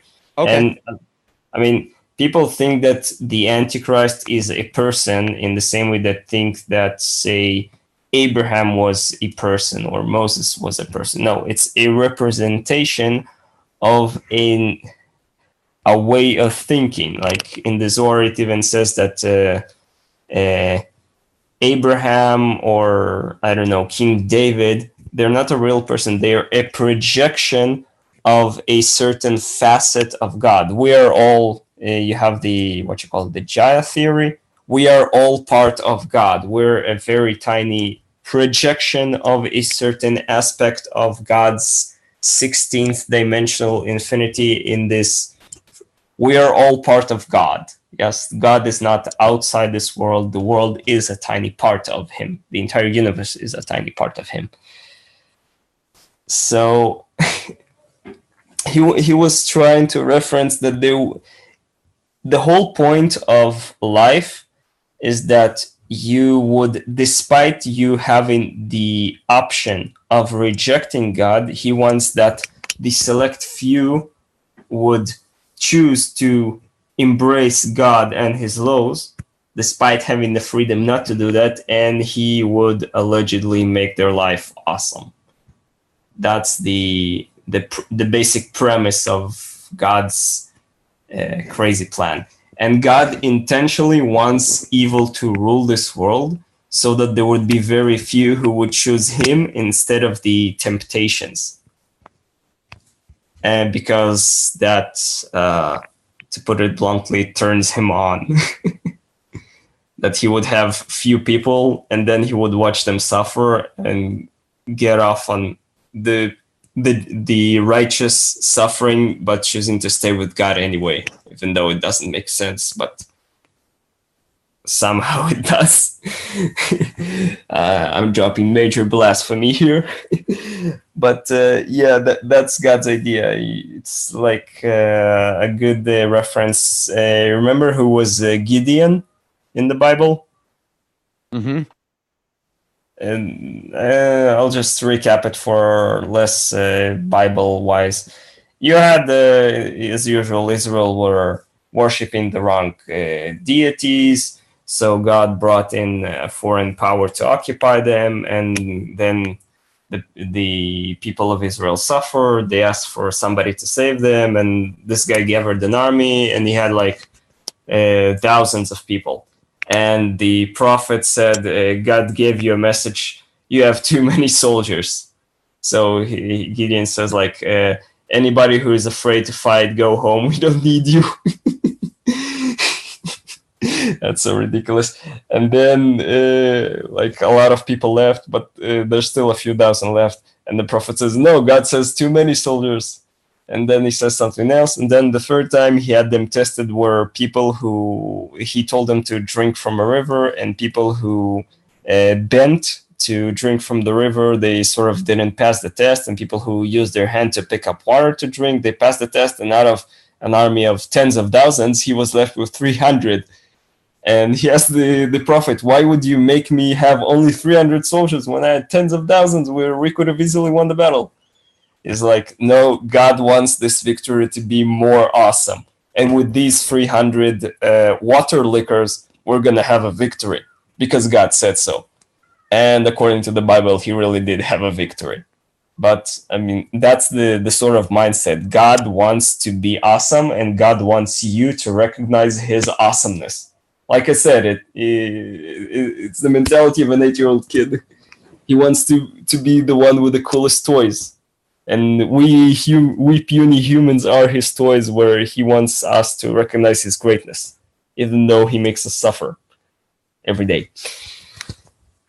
Let me jump in on that real quick, because Yeah. what you were describing to me makes me think of many of these scriptures that talk about the demiurge. It also makes me think about the singularity that Ray Kurzweil, he wrote a great book called The Singularity. A lot of the things that I've talked about previous to reading that book parallel with what he discusses, which I find fascinating because Ray Kurzweil is brilliant. But check this out. What if this entity, or what if there's an entity out there, a non-biological intelligence that was, either created or the creation, but then we are inside of that. And that's why, to take it even further, you look at maybe some of the debris on the moon and other planets. If you think that there was possible space civilizations in the past, the possibility of us being here many times before as well. And then it's kind of like that. It disappeared. Where'd it go? Where'd everything go? It's, did it get so big? Was there something that became so powerful that it pretty much wiped out an entire solar system, civilizations within an entire solar system, not just our planet, but multitudes of planets in the universe, a reset on a cosmos scale? That's what the Zohar said, that God wiped out not just Earth, but the entire universe, and then reseeded it from all the he reproduced all the humans from Noah and his extended family, and all of the animals and birds that they put in the box. And they even made like a 10-page interpretation that he allowed Noah to sort of hide so that the angel of death would not see him as he destroys everything around.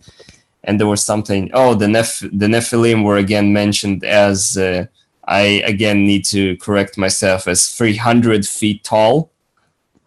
Yeah, it was confirmed. They were so big that you had not only rain coming from above, but you had boiling water coming from below the ground. And they thought that if they're 300 feet tall, they would just stand on the water and keep the water from the underground coming up. But God then decided to make the water boil so they could not stand on them for long, and they also drowned.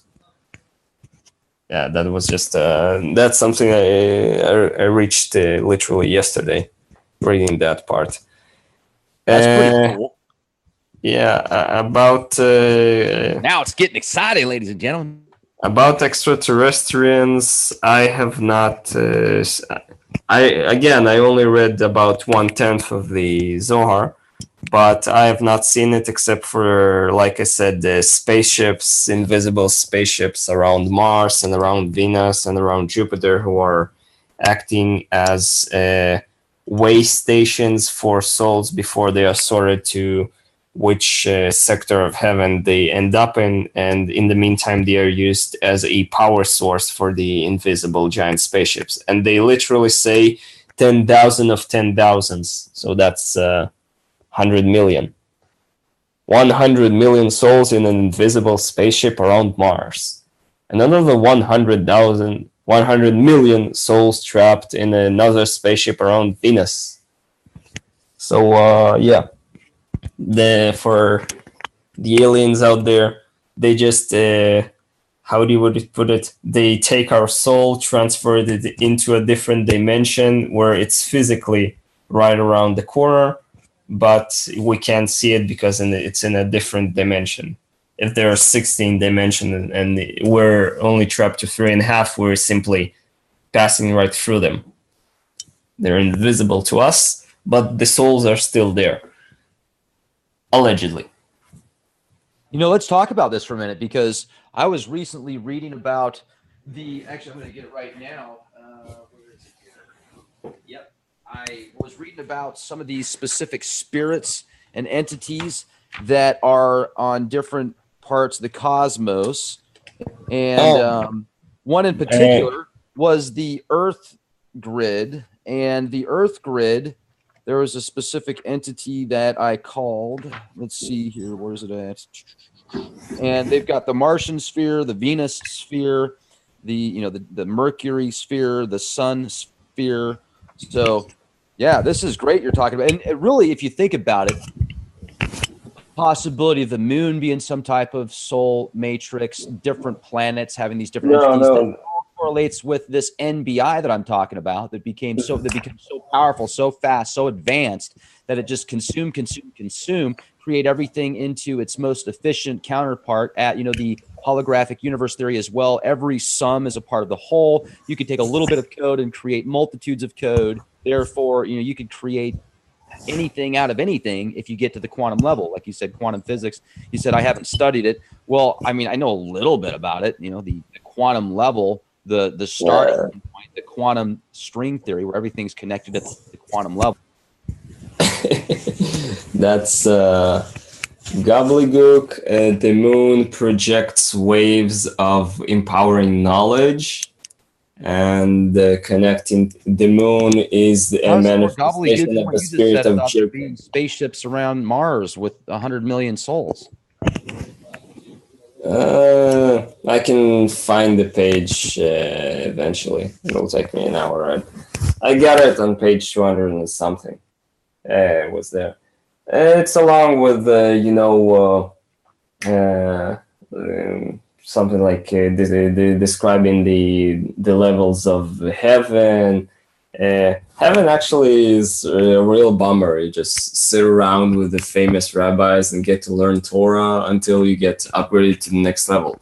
But you're actually not Jewish, so according to the Zohar, you don't even get to the higher realms. You get to the bottom lower realm where you spend your eternity praising God and then being sorry about not being born a Jew or something stupid like that. Yeah, that's the religious rabbi put that as a reference in there. So no heaven for you. But then again, the Christians and the Muslims also say that whoever doesn't believe in our version gets to a light level hell just because it didn't pick us. So that one I disregard. But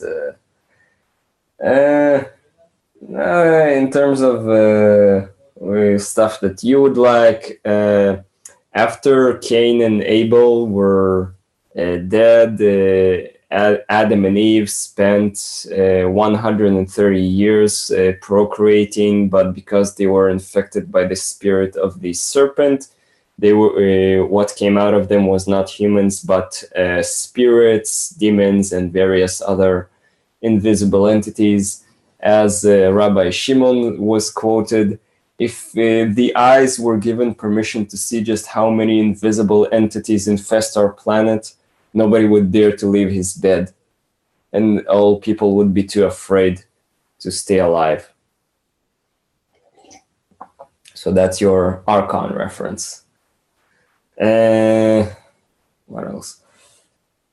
Yeah, the spirit of the serpent. The whole Elohim. I keep hearing people mention that this was like literally page 5 of the book. Elohim comes from the words combination of the words ele and hem.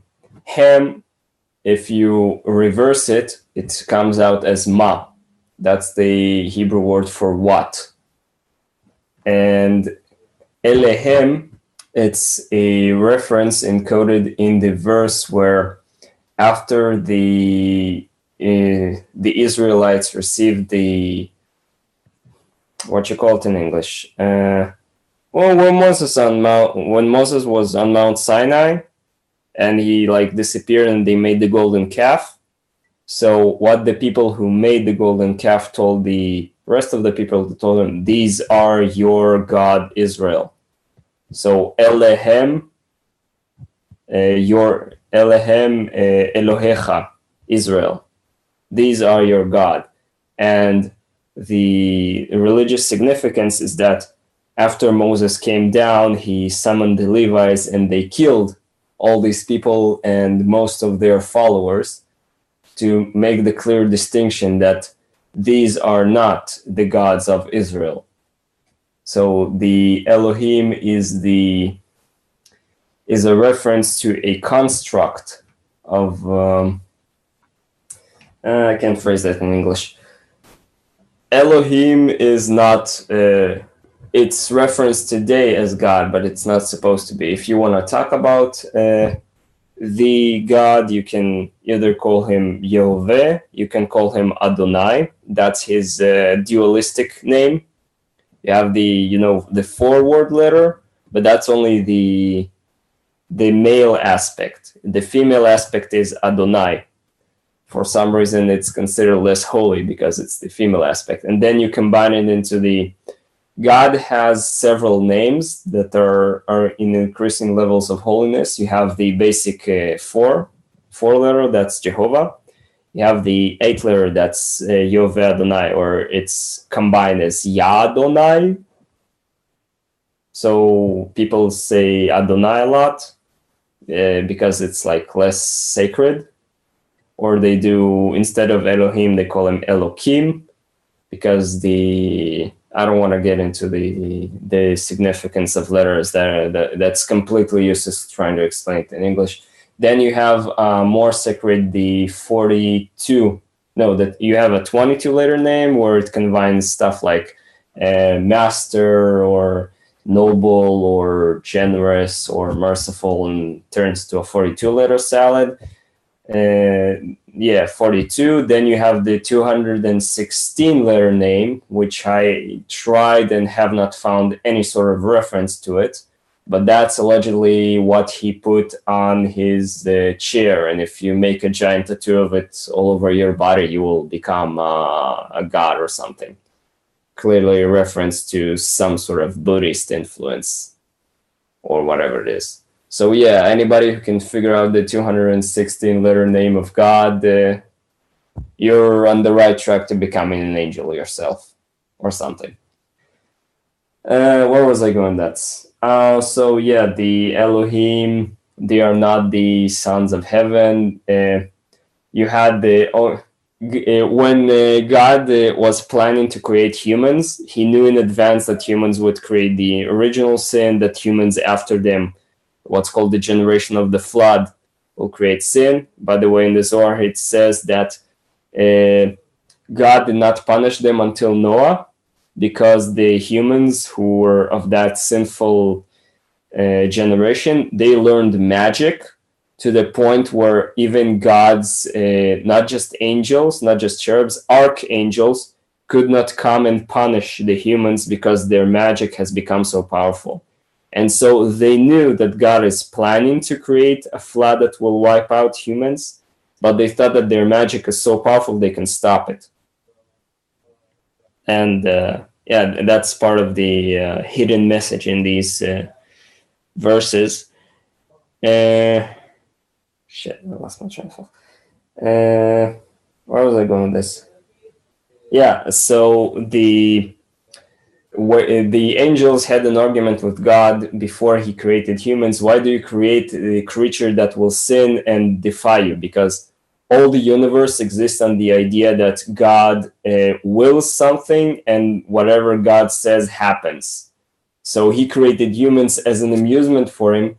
What happens if I create a creature that can disobey me, God, like violate the laws of nature, violate physics and stuff? And he told the angels, if you were on the earth that I created, you would also sin. And the angels fought with him, so he took one angel. Angels come already perfect, so they are male and female combined. So you had Asa and Azael combined into what you call Azazel. And he reproduced with one of the daughters of Adam named Naamah, and they were the source of all the demons. You had the Lilith. Before God created Eve, he created Lilith, but Lilith was not a... you have like one extra letter in the book of Genesis that it's a hint that Eve, unlike Lilith who came before her, was he completed. I mean, the male and female, the dualistic universe, they merged to complete one whole. And Lilith did not become the one whole with Adam, and that's why God eventually removed her and turned all their spawn of Lilith into demons and spirits and whatnot. So all these Anunnaki, whatever, according to the secret parts of the Bible, they were all long dead, killed by the flood. They were all killed by the flood. It wiped them out. Original sin of Adam and Eve was wiped out by the Mount Sinai. It was the final destruction of the spirit of the serpent from heaven. The devil is not called Lucifer, it's called Samael. He did plan a revolt. He planned to use the humans because there was, for the first time, a creature who could defy God. He planned to use the humans as a source of power to create an uprising against God, because they were the only ones like him who could say no. The tree of life is hidden knowledge of the Bible, the Torah, and the tree of that's the tree of life is the Torah. The tree of knowledge is the ability to defy the Torah. So you have to, like, when you become religious, you have to defy your human nature. The ability God gave you to disobey Him, you have to overcome your desire to disobey God and do the uncomfortable thing of worshiping Him. Sounds stupid, but people believe in it. Or is it? Oh, yes. So Samael convinced Eve, Eve convinced Adam. So yeah, they had the whole. Adam had the secret book of knowledges. He knew all the spells. He got the book directly from God. He inherited it to several generations. Eventually, Hanoch got that book, and that's how he was the best of all the humans in learning that book. That's how he became a prophet and an angel, and allegedly took the book with him to the sky or whatever. So no book for you that tells how to become an angel. Let's talk about the Book of Enoch for a minute again. The version that was done by that rabbi, I think around the 1st century AD, approximately, maybe the 2nd century. What was interesting about that is I liked how he talked about how, God was looking for somebody that he could just really have a good conversation with. I mean, is what it kind of came down to. And Enoch becomes great that he gets converted to angel status, where he gets converted to Metatron. And Metatron, the size of Metatron is enormous. He was absolutely massive. And some people wondered, could Metatron actually be the moon? Now, here's another thing that's interesting as well. I take everything with the grain of salt. No, it's separate. Metatron was made as a minister to angels. And like I noticed to you, which you didn't know, he is a male aspect and he has a female aspect called Sandalphon, which is the angel in charge of all those who seek hermetic knowledge. So you should have known about him. All your allegedly Kabbalah studying friends should have known about Sandalphon. After all, this is the angel they were supposed to worship if they really were studying Kabbalah, but they clearly didn't. Nobody even mentioned him. Yeah. So no, he's not the moon. He's up there. He almost made it to the status of Mike, Gabe, Raph, and Uri. But why don't you talk about how big he got then? Instead of just completely discrediting everything I just said, which, I mean, that makes sense. I just asked a question about the moon. It wasn't like I was absolutely convinced of that. But the status, the size of him, if you read the text, the scripture, he's actually bigger than the moon, bigger than the earth. He's huge.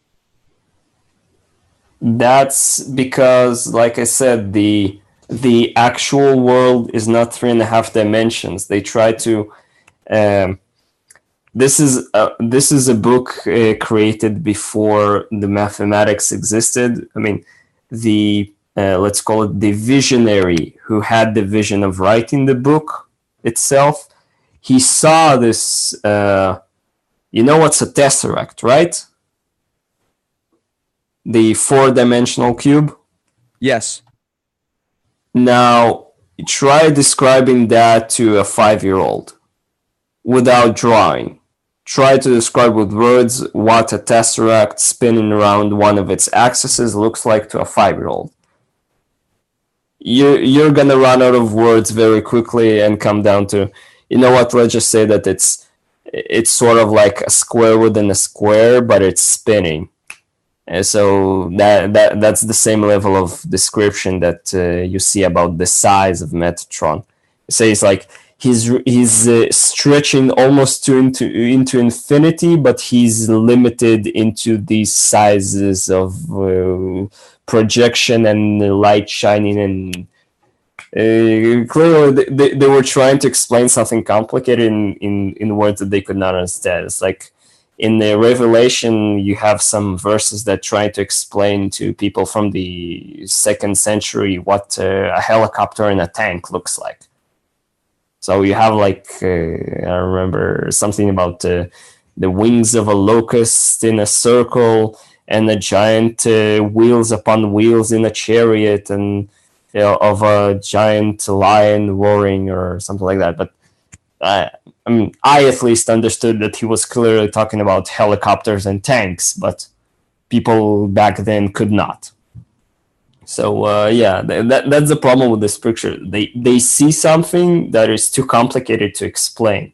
So either they just mix a few words in, like you see in Enoch, or they try to make it cryptic, like in the first 5 books, and like was tried to do in Revelations. But well, unless people actually obsess over the very original version and dissecting every single letter of it, they will not reach the hidden meaning. Doing this whole speculation ends up with people thinking that the Antichrist is one person who shows up on the TV and suddenly commands the world. Because they did not understand the reference that it would be an organization stretching to hundreds of years, and he would have many workers and all sorts of, like in all these Mishnah, Talmud, and Zohar, you have entire chapters where they make reference to like 3 words that came from Genesis is a reference to something that Moses said, which is in itself a reference to what David said, which is a reference to something that was written in the book of Habakkuk. And that last word in the book of Habakkuk is something that was actually talked about back in Genesis in a different chapter. And for people who who haven't memorized every single book in the Bible, they'll just not understand what you're talking about. Luckily, I have references for every single word in the interpretation that I'm reading. But so yeah, if you don't know the stuff on that level of detail, you don't understand what's being talked about. And even to like Jews, I mean, most of the religious Jews really think that the world is 5,700 and something years old. But in the book of the Zohar, it literally, in the first 10 pages, says God created the entire universe out of one point. He took a single point of his head, formed a singularity of infinite mass around it, made the drawings and writings of this world, the next world, and the previous world, and then allowed the first light to shine, to emanate out of it, and allowed this one single point to expand into all the world that we know. That's literally the Big Bang. That's literally in the first 10 pages of the book. But the Zohar, they say that it's so complicated. The Jews tell each other that it's so complicated you can only allowed to read it if you're over 40 years old and already married. Obviously, I'm not even 30 yet, so I'm a big blasphemer, so I just allowed myself to read the book. Oh yeah, a book from the 2nd century. The world was created from a Big Bang singularity. But all these silly people keep telling, God waved his finger around. But it really says, also in some other point, I found an exact explanation about the electromagnetic spectrum, that blue light is the most dense and red light is the least dense, and white light is actually the combination of several of them. It like literally says in the 2nd century book about the electromagnetic spectrum. I'm sure if I'll keep going, I'll find a lot of hidden science that was definitely not known, and definitely not knowing when the book began to massively get republished in the 15th century. They definitely didn't know about the spectrum, but it's in the book, and all you had to do is read it. And people didn't read it because they were told you can only read it when you're 40 and married. And when you're 40 and married, you're not just gonna tell, hey, people, I read on page number 8 that the world was actually created in a Big Bang singularity. No, they're gonna say there was first light, and then there was that, and then there was that, because you're too old to, start revolution. Like I told Rex, I can go on just on the 400 pages that I read. I can go on for 16 hours just referencing stuff of, shattering proportions that will answer all the theological questions. And I only began to read the book. There's plenty of stuff down there. It's like reading calculus. You read 2 pages, then you just have to stop, process what you read it again to make sure you understood it right, and then you can move on. I limit myself to 10 pages a day so I don't get overwhelmed. But yeah, Hermetics. Let me jump in here real quick, Alexander. Yeah. What's interesting is I listened to a lot of your references and stuff, and I will ask a question and come up with a possibility, and then you'll laugh and kind of, brush it off and then talk about your side of things. And I can appreciate you being proud of your heritage and where you are and the way that you think. And I can appreciate you being proud of your religion. And I can also appreciate you being proud of the information that you read and study. What I also find fascinating, though, is a lot of times when we get into certain debates, when you talk to me as if I don't have information or as if I'm almost primitive, when you don't even research the people that we're having a discussion about. Like, for example, talking about Franz Barden the other day, and you were saying that he has pretty much taken something that was very complex and made it very easy. Yet, if you read his works, you actually have to go through several of his books, and one of his books has a multitude of steps and processes that you have to take to get your mind to that level. And if you read his book, The Key to the True Kabbalah, he even says, if you're reading this and if you haven't done what I've told you to do, it's just going to be like, reading a book. You're not going to be able to actually take these applications and do it. So what you were discussing right now is these texts that are as complex as they are. I find it fascinating, and it actually correlates with the research and the information that I have done with other texts in my intuition. When you talk about these possibilities of there being souls connected to certain planetary spheres and matrices and stuff like that. And then the possibility of there being some type of intelligence that was created and became so powerful and it just started to consume. And maybe there's resets, maybe we only make it to a certain point, because if we get beyond that, like you just said, then we get as powerful as the gods or this God that wants to keep control. So it's like we get pushed back down.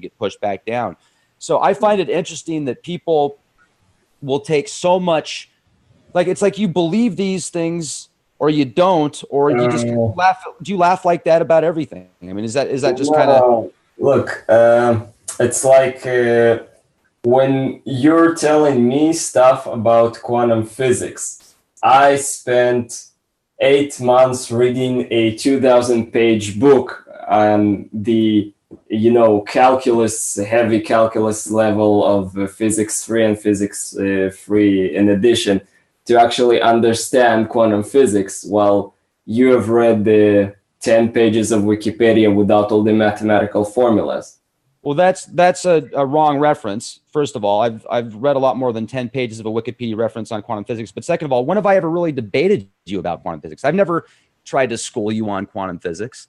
I've said I know a little bit about it, so I just don't understand the connection. When you say something like Metatron is the moon, I remember the 20 pages I wrote how the moon is the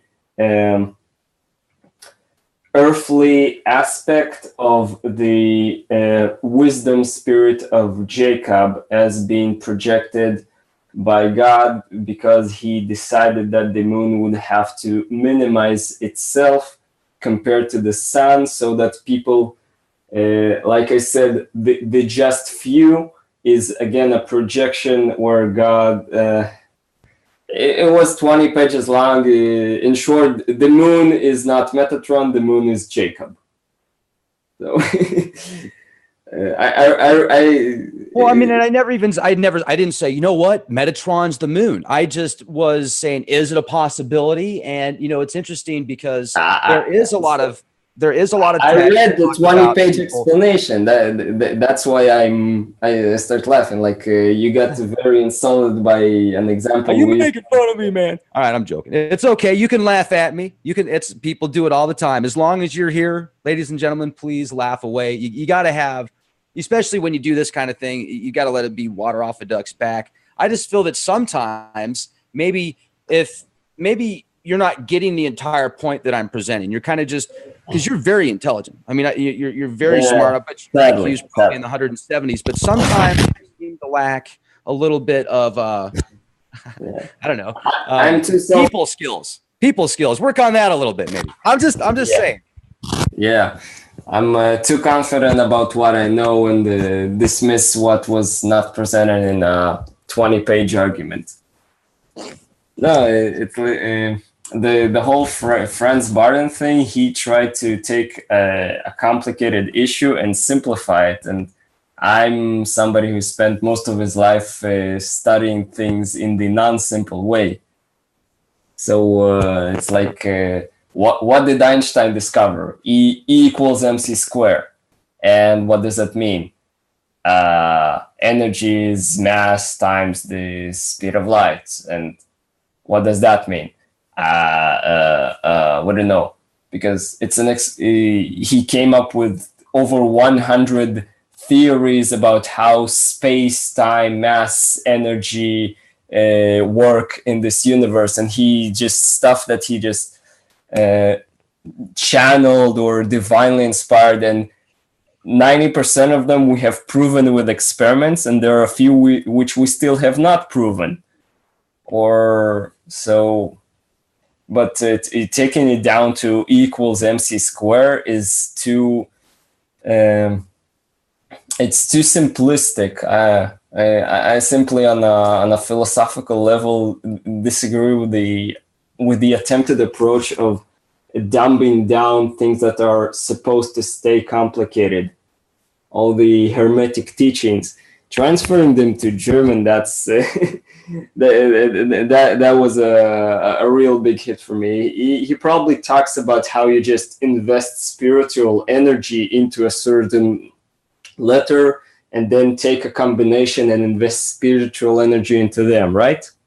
Oh no, it's so much further than that. Like I said before when we talked the other day, I said I wish you would. In this situation, you read the 1,000-page explanation, like and I 5 did not. minutes, and then you don't even let me. When I try and talk, you interrupt me every time. I wish just let me talk for a minute, please, and then I'll let you talk. Sorry. So Franz Barton, if you actually study the man, the legend, this guy was so far ahead of his time that you might compare him to some of the teachings of the rabbis that put together the Zohar. If you actually really studied who he was on a spiritual level, on a mental level, the things that he could do, very kind soul, very kind spirit. But you have to understand, you have to be at a certain level to even read that book, to even understand a portion of it. And he makes it very clear. No, you have to be on a life path. You have to, I mean, the exercises that you have to go through just in his first work, the initiation into Hermetics, where he does give you step-by-step instructions to get to the level to where you can do things that you would think would be science fiction or something out of a fantasy movie, but you can literally do it with your mind because you've created the exercises, the imagination, the energy work to do it. And people have proven it time and time again. You can see video footage of people walking across hot coals or doing things that just normal people can't do. Buddhist monks staying outside in the middle of the night when it's 40 below in their robes and they're warm, and the people that are recording them are in full on, coats and gloves and all, and they're freezing their butts off because there's ways that you can manipulate things. So when you read about Franz Barton and when you read these works, when you get to that level, it could take you 50 years. You might not even be at that level in multitudes of lifetimes. So he does not make it simple to get to that point. He gives you an opportunity to get to that point. And he was actually, just to put into perspective how powerful this guy really was, Hitler kidnapped him. He had him kidnapped because he wanted to use him and one of the people that followed his work and did work with him. They were kidnapped during World War II, and they wanted to use them to help win the war. And guess what? Franz Barden wouldn't do it. He was tortured. He almost died. His friend did die, and he wouldn't help him out. And he made it, and he survived it, after that. So no, very intelligent. And I would just, if you read who he was as a person, and if you studied up on him a little bit, we could have, I feel, a much better debate about whether I don't think you would say the same thing anymore about how he made it simple. He was kidnapped before the war started and made it all the way out without being killed in a concentration camp.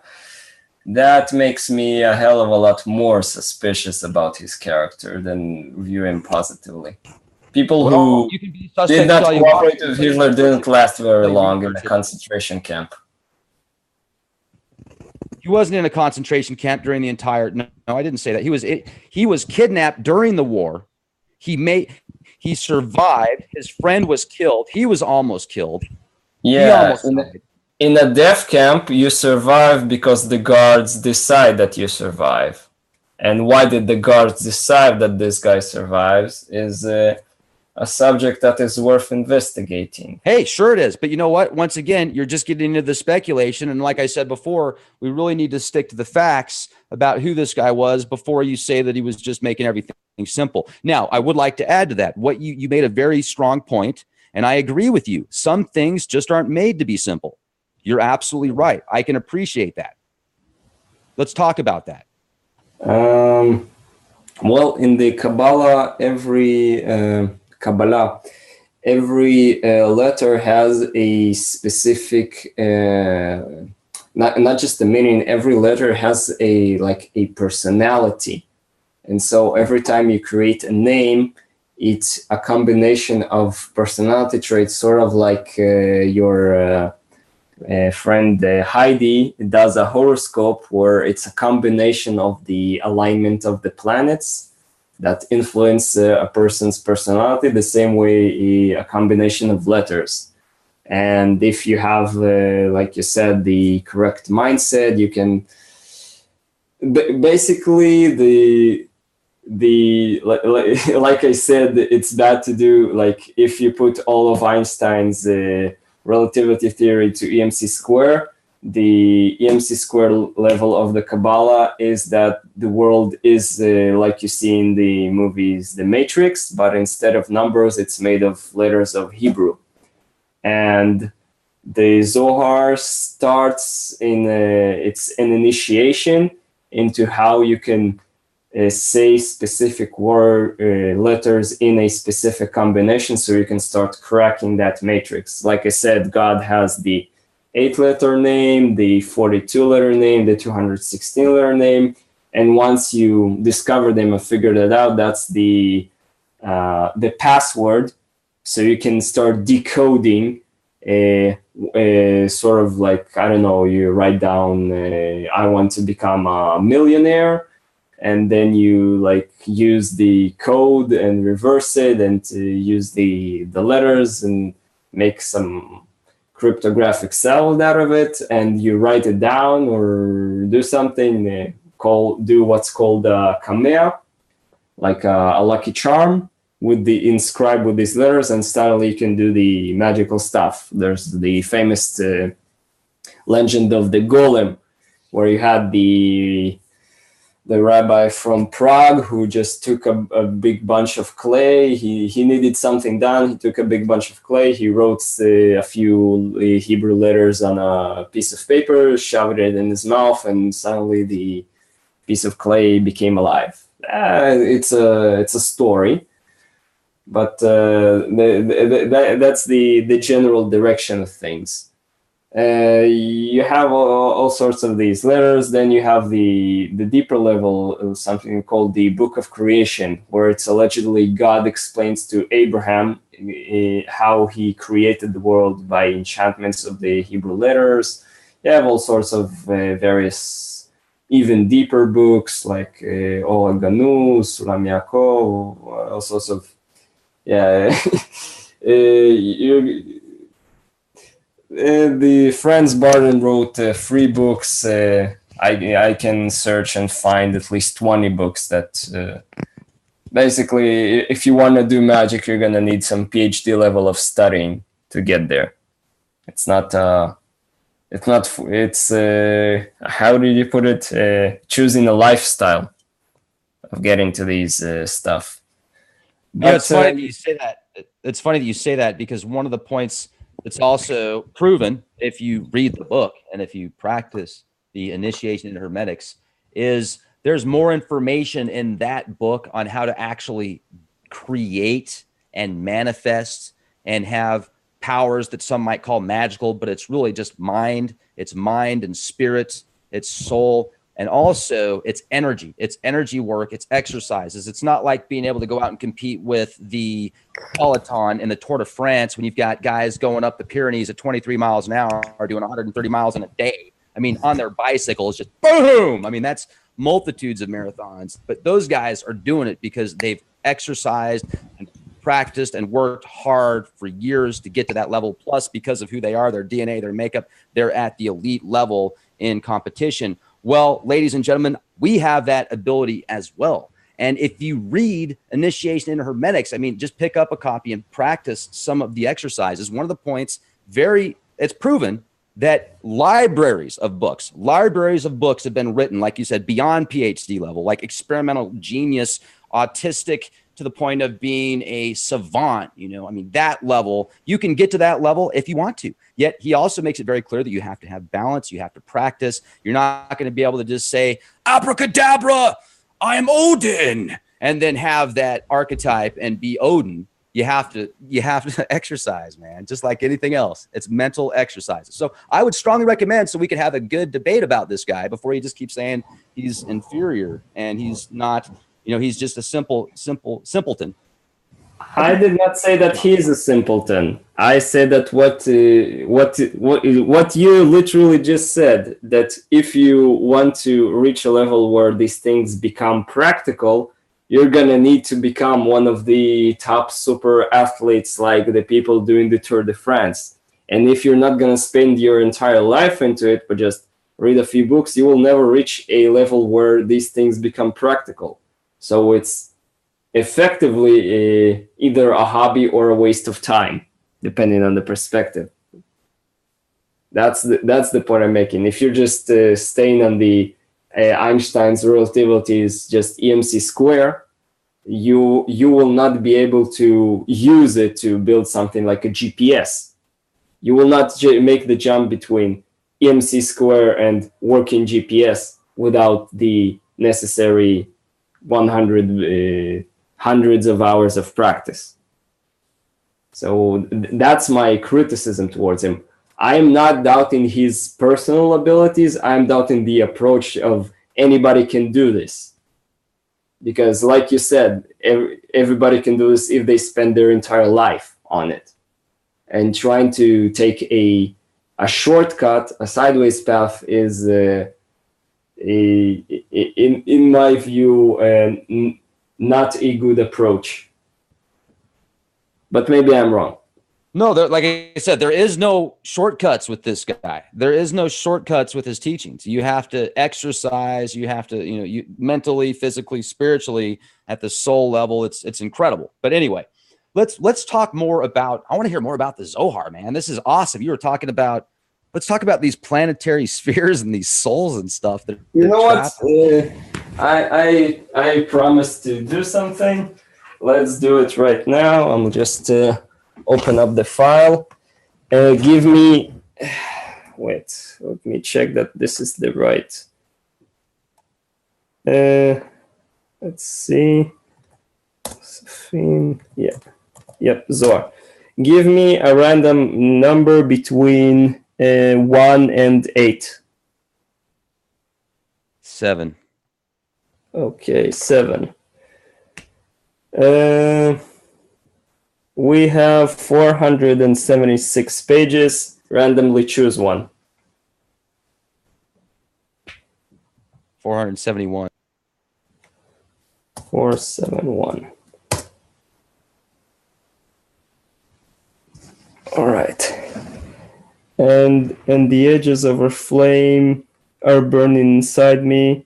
In that hour screams three yells, one after another, and the heavens shake, and all the heavens shake, until three voices are heard into the fish of the crocodile, and he will run away 400,000 miles into one other fish of the sea, where he will float castles and spread nets and pull him out of the sea and put him into the school of the heaven, and all those secret riddles will fear him, and all the disputes that were given there, and he will be captured there for 150 days. And in that time, the Holy One, blessed He, that's God, will gather all the armies of heaven, all the sons of His host, and He, God, above all of them.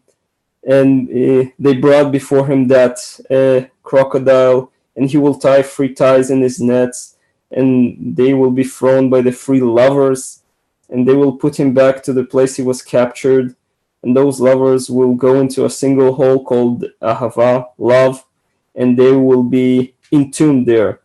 And the God swore to them, to all those hosts of heaven, and to both schools, to go all of them and listen to the sound of the beloved woman, which he yearns to hear her voice with them. And in that hour, on the holy people, that's Israel, all sorts of troubles will come one upon another very closely, and they will start yelling and yelling, tearing and tearing, and they will wake her up, and she makes a voice over her sons, and God would get up and say, "This is my what? Female deer?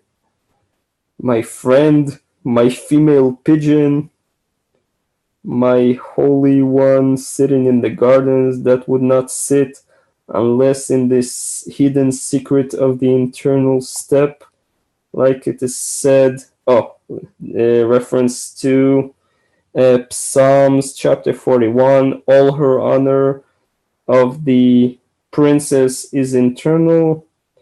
And now in the gardens, shamelessly, as a mother who fathered her son in the markets and in the streets from fear that he would be harmed. That was page 471 of book 7 of the Zohar. So you have God fighting a giant crocodile that flies 400,000 miles into another fish of the sea. And God has a fight with a crocodile so he can tell his angels that they should sexually yearn for talking to the crocodile. What? Again, you have to stop, read it 2 or 3 times, and figure out what was being talked about. When the crocodile was brought up, it made me think about one of the pharaohs, the crocodile pharaoh, and some ancient hieroglyphics from Egypt, the Book of Anu, Book of the Dead. It was a bad example. I was hoping for a Rabbi Shimon quote, but no luck this time. Gosh dang it. Well, in closing out, I mean, you've definitely been giving a lot of information. We've talked for 2.5 hours, and I really appreciate you coming on the show and having a conversation with me and discussing some of this. So any kind words you want to share with us before we close out tonight? And thanks again for coming on. What can I say? President Trump is no more in control of the United States of America than Kim Jong-un is in control of North Korea. They are both surrounded by a bunch of generals who tell them what to do or just not tell them what's going on and do something themselves. When the war comes, do not fear it. It is just part of the natural order of things. Same thing I said last time. Well, there's still more. So. Yeah, that what that reminds me of, don't you? What? Ladies and gentlemen, you know what's coming. Generals gathered in their masses, just like witches at black masses. Evil minds, they plot destruction. Sorcerers of disconstruction. Whoa, Lord, yeah. Dun, dun, dun. There you go, ladies and gentlemen. It has been 2.5 hours of an intense amount of information. Thank you again, Alexander. Thank you, everybody, for being here. Make sure to support our sponsors, getthetea.com, for the best organic supplements. I love this stuff. I'm taking colostrum, which is great for me personally. I think it's great for energy, and it's also been really good for digestive health for me. So I would check it out, especially if you don't always eat the best organic foods, and be the change you want to see, ladies and gentlemen. Be excellent to each other. Be the change you want to see.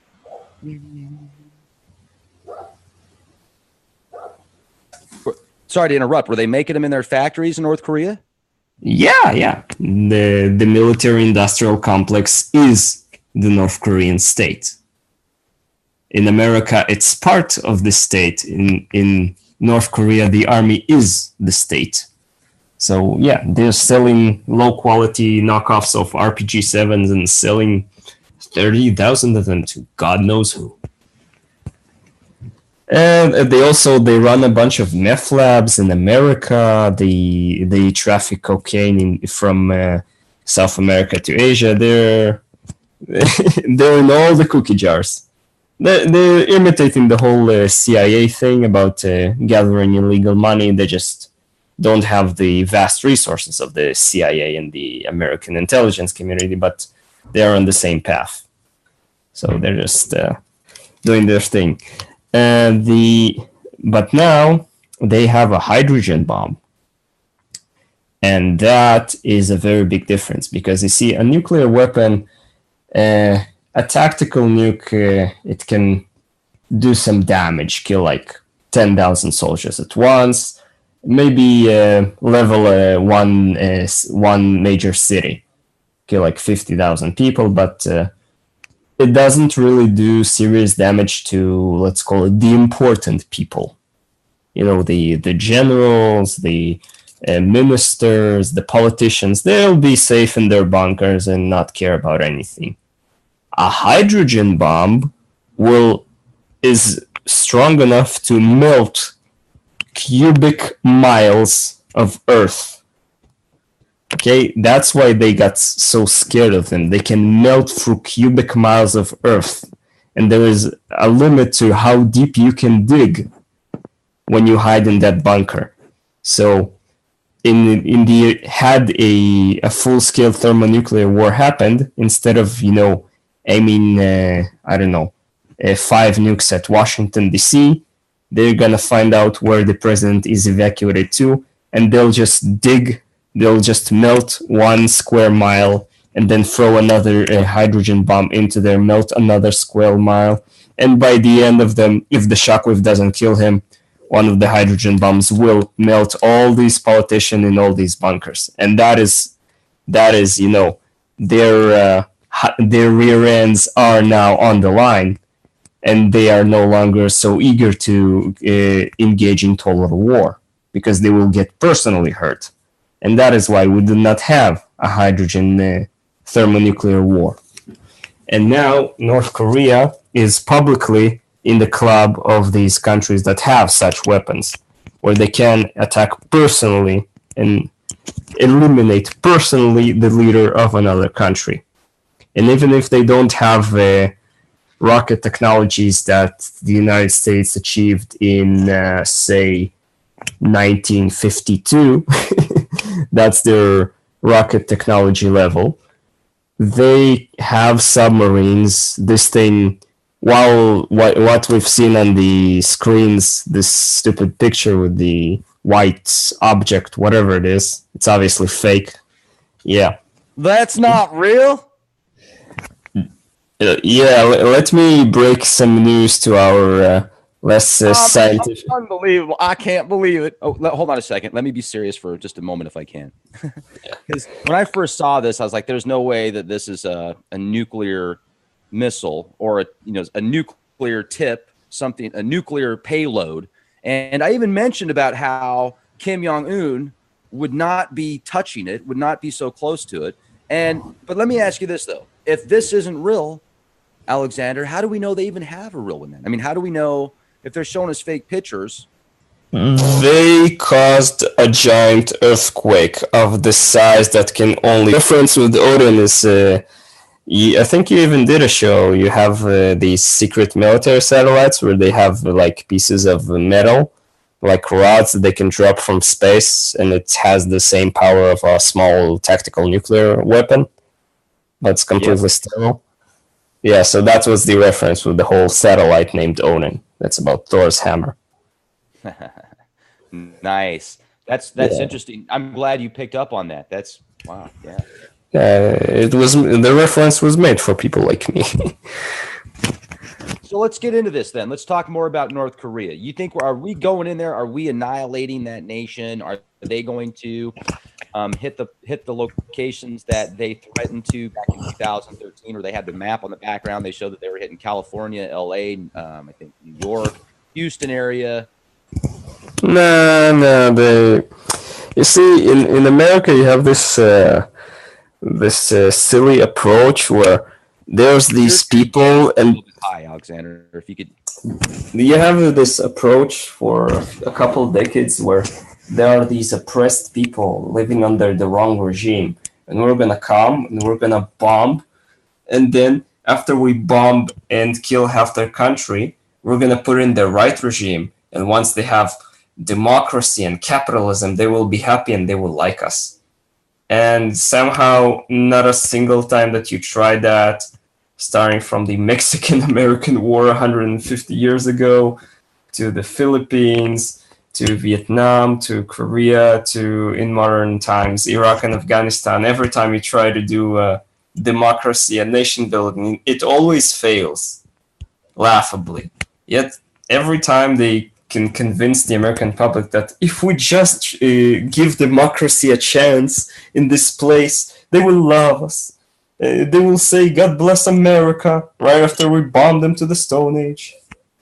So, yeah. And in North Korea, it's the same. Oh, they're an oppressed people under an evil dictator. And if we just remove the dictator and his 5 million government employees, everybody will like us. And there will be a free and prosperous democracy. Yeah, it doesn't work like that. So North Korea sort of armed itself with a hydrogen bomb to make sure that even if you have 10,000 missiles, they still have 5 that they can launch off a submarine. Or why launch? Just roll one in the deck of a submarine right into the Los Angeles harbor, blow it up, and cause a huge tsunami. and then make the plan public, and then the United States wouldn't dare to mess with them. And they made it public in 2013 that, see, if you go back to 2013, before they supposedly had this hydrogen bomb, they did show the California coast. There were several key areas. I think it was LA or San Francisco, somewhere around there. Now, here's another thing that's interesting with the submarines that they have. That would be probably okay. Let me go back a moment. In the mid 80s or early 80s, there was a satellite program that would actually pick up on radioactive isotopes on land surfaces to be able to track where nukes go. Now, this was told to me by somebody I work with. It was made in the 60s. They had that in the 60s, both the Soviets and the Americans. Yeah. Okay, well, I know somebody that was actually working on the program in the 80s, and he was telling me about how they had these satellites that would pick up these isotopes, so it was very difficult to move nuclear weapons without them being tracked. So my question is, don't you think that they will be able to track these things before they get into a situation where they could hit the States or the higher up? How do I put it? It's like with all the ladies and gentlemen, Rex Bear Leak Project. How the heck are you? I just have to hit a couple more buttons here before we get started, and make sure to put your seatbelts on, or you can be a rebel like me and not wear your seatbelt. North Korea, the global black market player, now guarded by nuclear weapons and ballistic missiles? What do you think about that? Well, first of all, there's so much speculation about what North Korea is in the process of doing, how much stuff that they come out with in the media is legit or just war propaganda, wag the dog. We're going to get a different perspective. We have Alexander. He lives in Israel, and he sees things from a different viewpoint based upon being in that area. I mean, it's a lot different out there. We were talking a little bit off the air, and I had to remind him about how easily some people get offended in the States. And he made a very solid point. Well, he said, you know what? We don't have time for that out here. We're dealing with things that really matter. We've been at war for over 100 years, or I think you said about 100 years. And anyway, I mean, 150. There you go. So we're going to have a deep conversation today about how Alexander feels that NK could be some type of global black market player. And also, we're going to talk about what happened in Vegas and how the security, how the SWAT, the police forces, and just who was supposed to be there, and how quickly it seemed to be just a weird, bizarre stand down or something, where maybe there are forces at the top levels and these shadow factions within shadows that said, no, stand down. We're going to talk about it, and we're going to get pretty deep. And also later, for your pleasure, ladies and gentlemen, as a bonus round, we're going to talk about the Kabbalah and the original Hebrew Kabbalah. One thing that Alexander, kind of a pet peeve of his, is when he sees people discuss, and he's gotten on my case about this too, when I was reading some scriptures out of the the King James Version Bible. He's like, no, let me give you a different perspective. Let's go back to the Hebrew. Let me give you an accurate translation, not a perspective, of translation. Your mic's a little bit hot. If you can maybe turn the gain down on it just a little bit, Alexander. But hey, how about now? Thanks for coming on the show. Yeah, thank you, Rex. I'm eager to start. Yeah, let's rock and roll. Let's start with North Korea first, if we can. Okay. So North Korea is one of the last places that are not fully under the control of, let's say, the American-based beast system, as you would call it. They are trying to make their own beast system, which is the crazy Asian communism thing, where the dear leader is God on earth, son of the people, and they worship him, and all will be as he says. So, as such, they basically mirror on a smaller scale all the dirty things done by the deep state in the United States, the CIA. Running drugs, selling weapons to various crazy rebels and dictators in hellholes like, Africa, South America, Asia, whatever. Just last week, if you could find the link while we're talking about it, they caught a North Korean ship transporting 30,000, that's 30,000 RPGs near Egypt to an unknown destination. Most land armies don't even have that much. And that's one ship that they found. What? And they would play like this: attack, counterattack, attack, counterattack. And people on both sides kept dying. Obviously, the Chinese would lose like 20-1, 50-1, because of the American and British artillery was significantly better. So, and they ended up just deciding not to do anything and ending the war the way it is.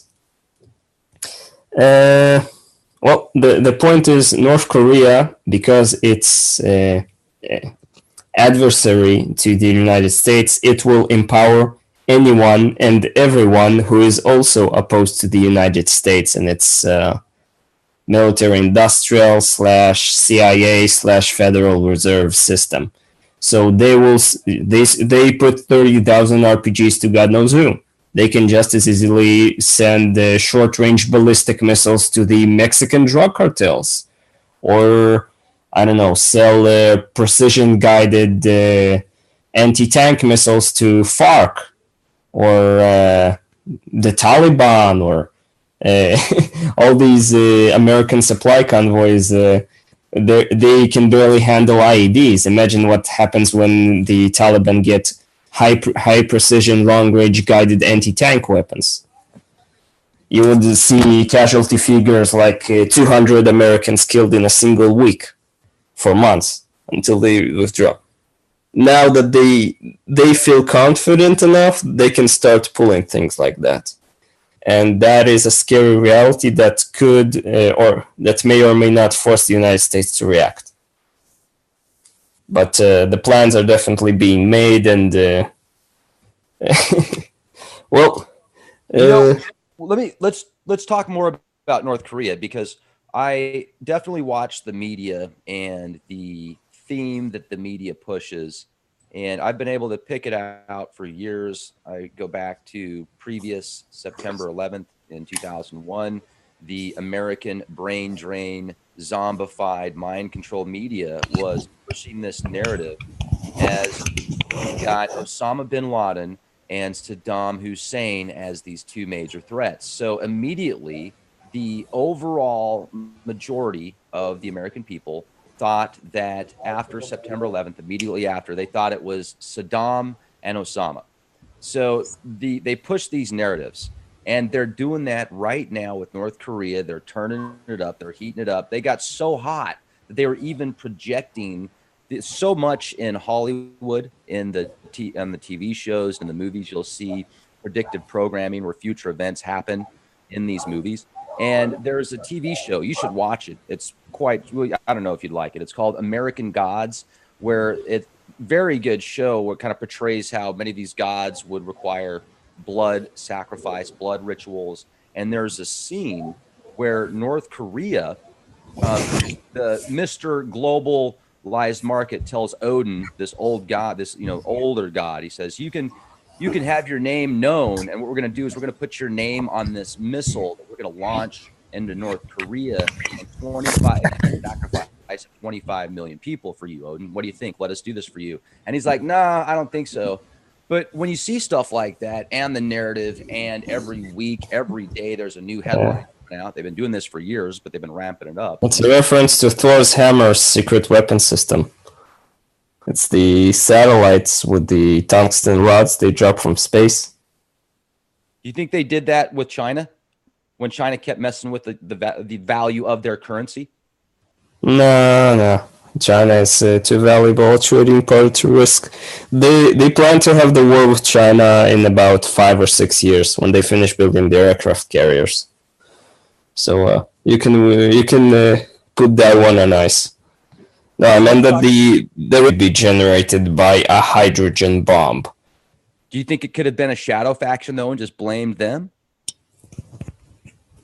Unless the shadow faction smuggled it into the nuclear testing site and somehow detonated without them noticing, no. Okay. It could have been the Chinese providing them with a nuke. It could have been a Chinese nuke. There's no guarantee that Chinese could be using them as a passive. It could have been the Iranians, for all we know. They have total military cooperations. The Iranians could have smuggled the device, or just smuggled in the plutonium, assemble it in North Korea and test it there without violating the treaty. Could have been also them, because the force of the blast indicates that it did not properly detonate. I mean, it. How do I explain it? It's like when you set wood on fire and you have some ash, black ash that's left after the wood. Sometimes you have a big piece of the wood that stays, and sometimes you have only very fine powder. It's on how well it burned. So the hydrogen bomb did not explode very well. It should have been I read estimates about 2 or 3 megatons. Instead, it ended up being like 200 kilotons. So let's call it 65% effectiveness. But by the next time, they will get something more powerful, and it means that it was really hydrogen. It was not what you call a boosted fission. So it wasn't like a super powered conventional nuke. It was a hydrogen bomb. And like I said, it means they can dig through rock all the way to the presidential bunker. And that makes them a serious player. A serious global player. They can demand like a seat in the Security Council and stuff. So yeah, that's scary. Now, my grandpa fought in the North Korean War back in the 50s or something. Yeah. And 1950 to 1953. He didn't talk about it. The North Korean War really isn't taught much in the education system. Because you lost it. Around the world. I don't know about around the world, but at least out here in the States, they don't really talk about the North Korean War that much. It was one of these idiotic situations where Stalin and Truman, and then later Eisenhower, made a behind the scenes deal where they're gonna have like a World War I situation where neither side is trying to win, and they're just making money by prolonging the war unnecessarily. Same thing you had in a much bigger scale later in Vietnam. They didn't want the war to end, and they didn't want to win it. They just wanted it to go on and on and on while they're making money producing weapons. It's like the medical mafia. They want sick customers, just healthy enough to be able to go to the doctor and be able to go to the pharmaceutical store and pick up their drugs. Yeah. The United States did not want to commit even 5% of the army's fighting strength to completely crush the North Korean / Chinese forces. They could have easily done that had they simply committed a little bit more troops, but they decided not to. They would attack a hill, and then when the counterattack by the North Koreans came, they would just stop the air support from destroying the counterattack, and then they would lose the hill, and then they would wait a week or two and attack the hill again.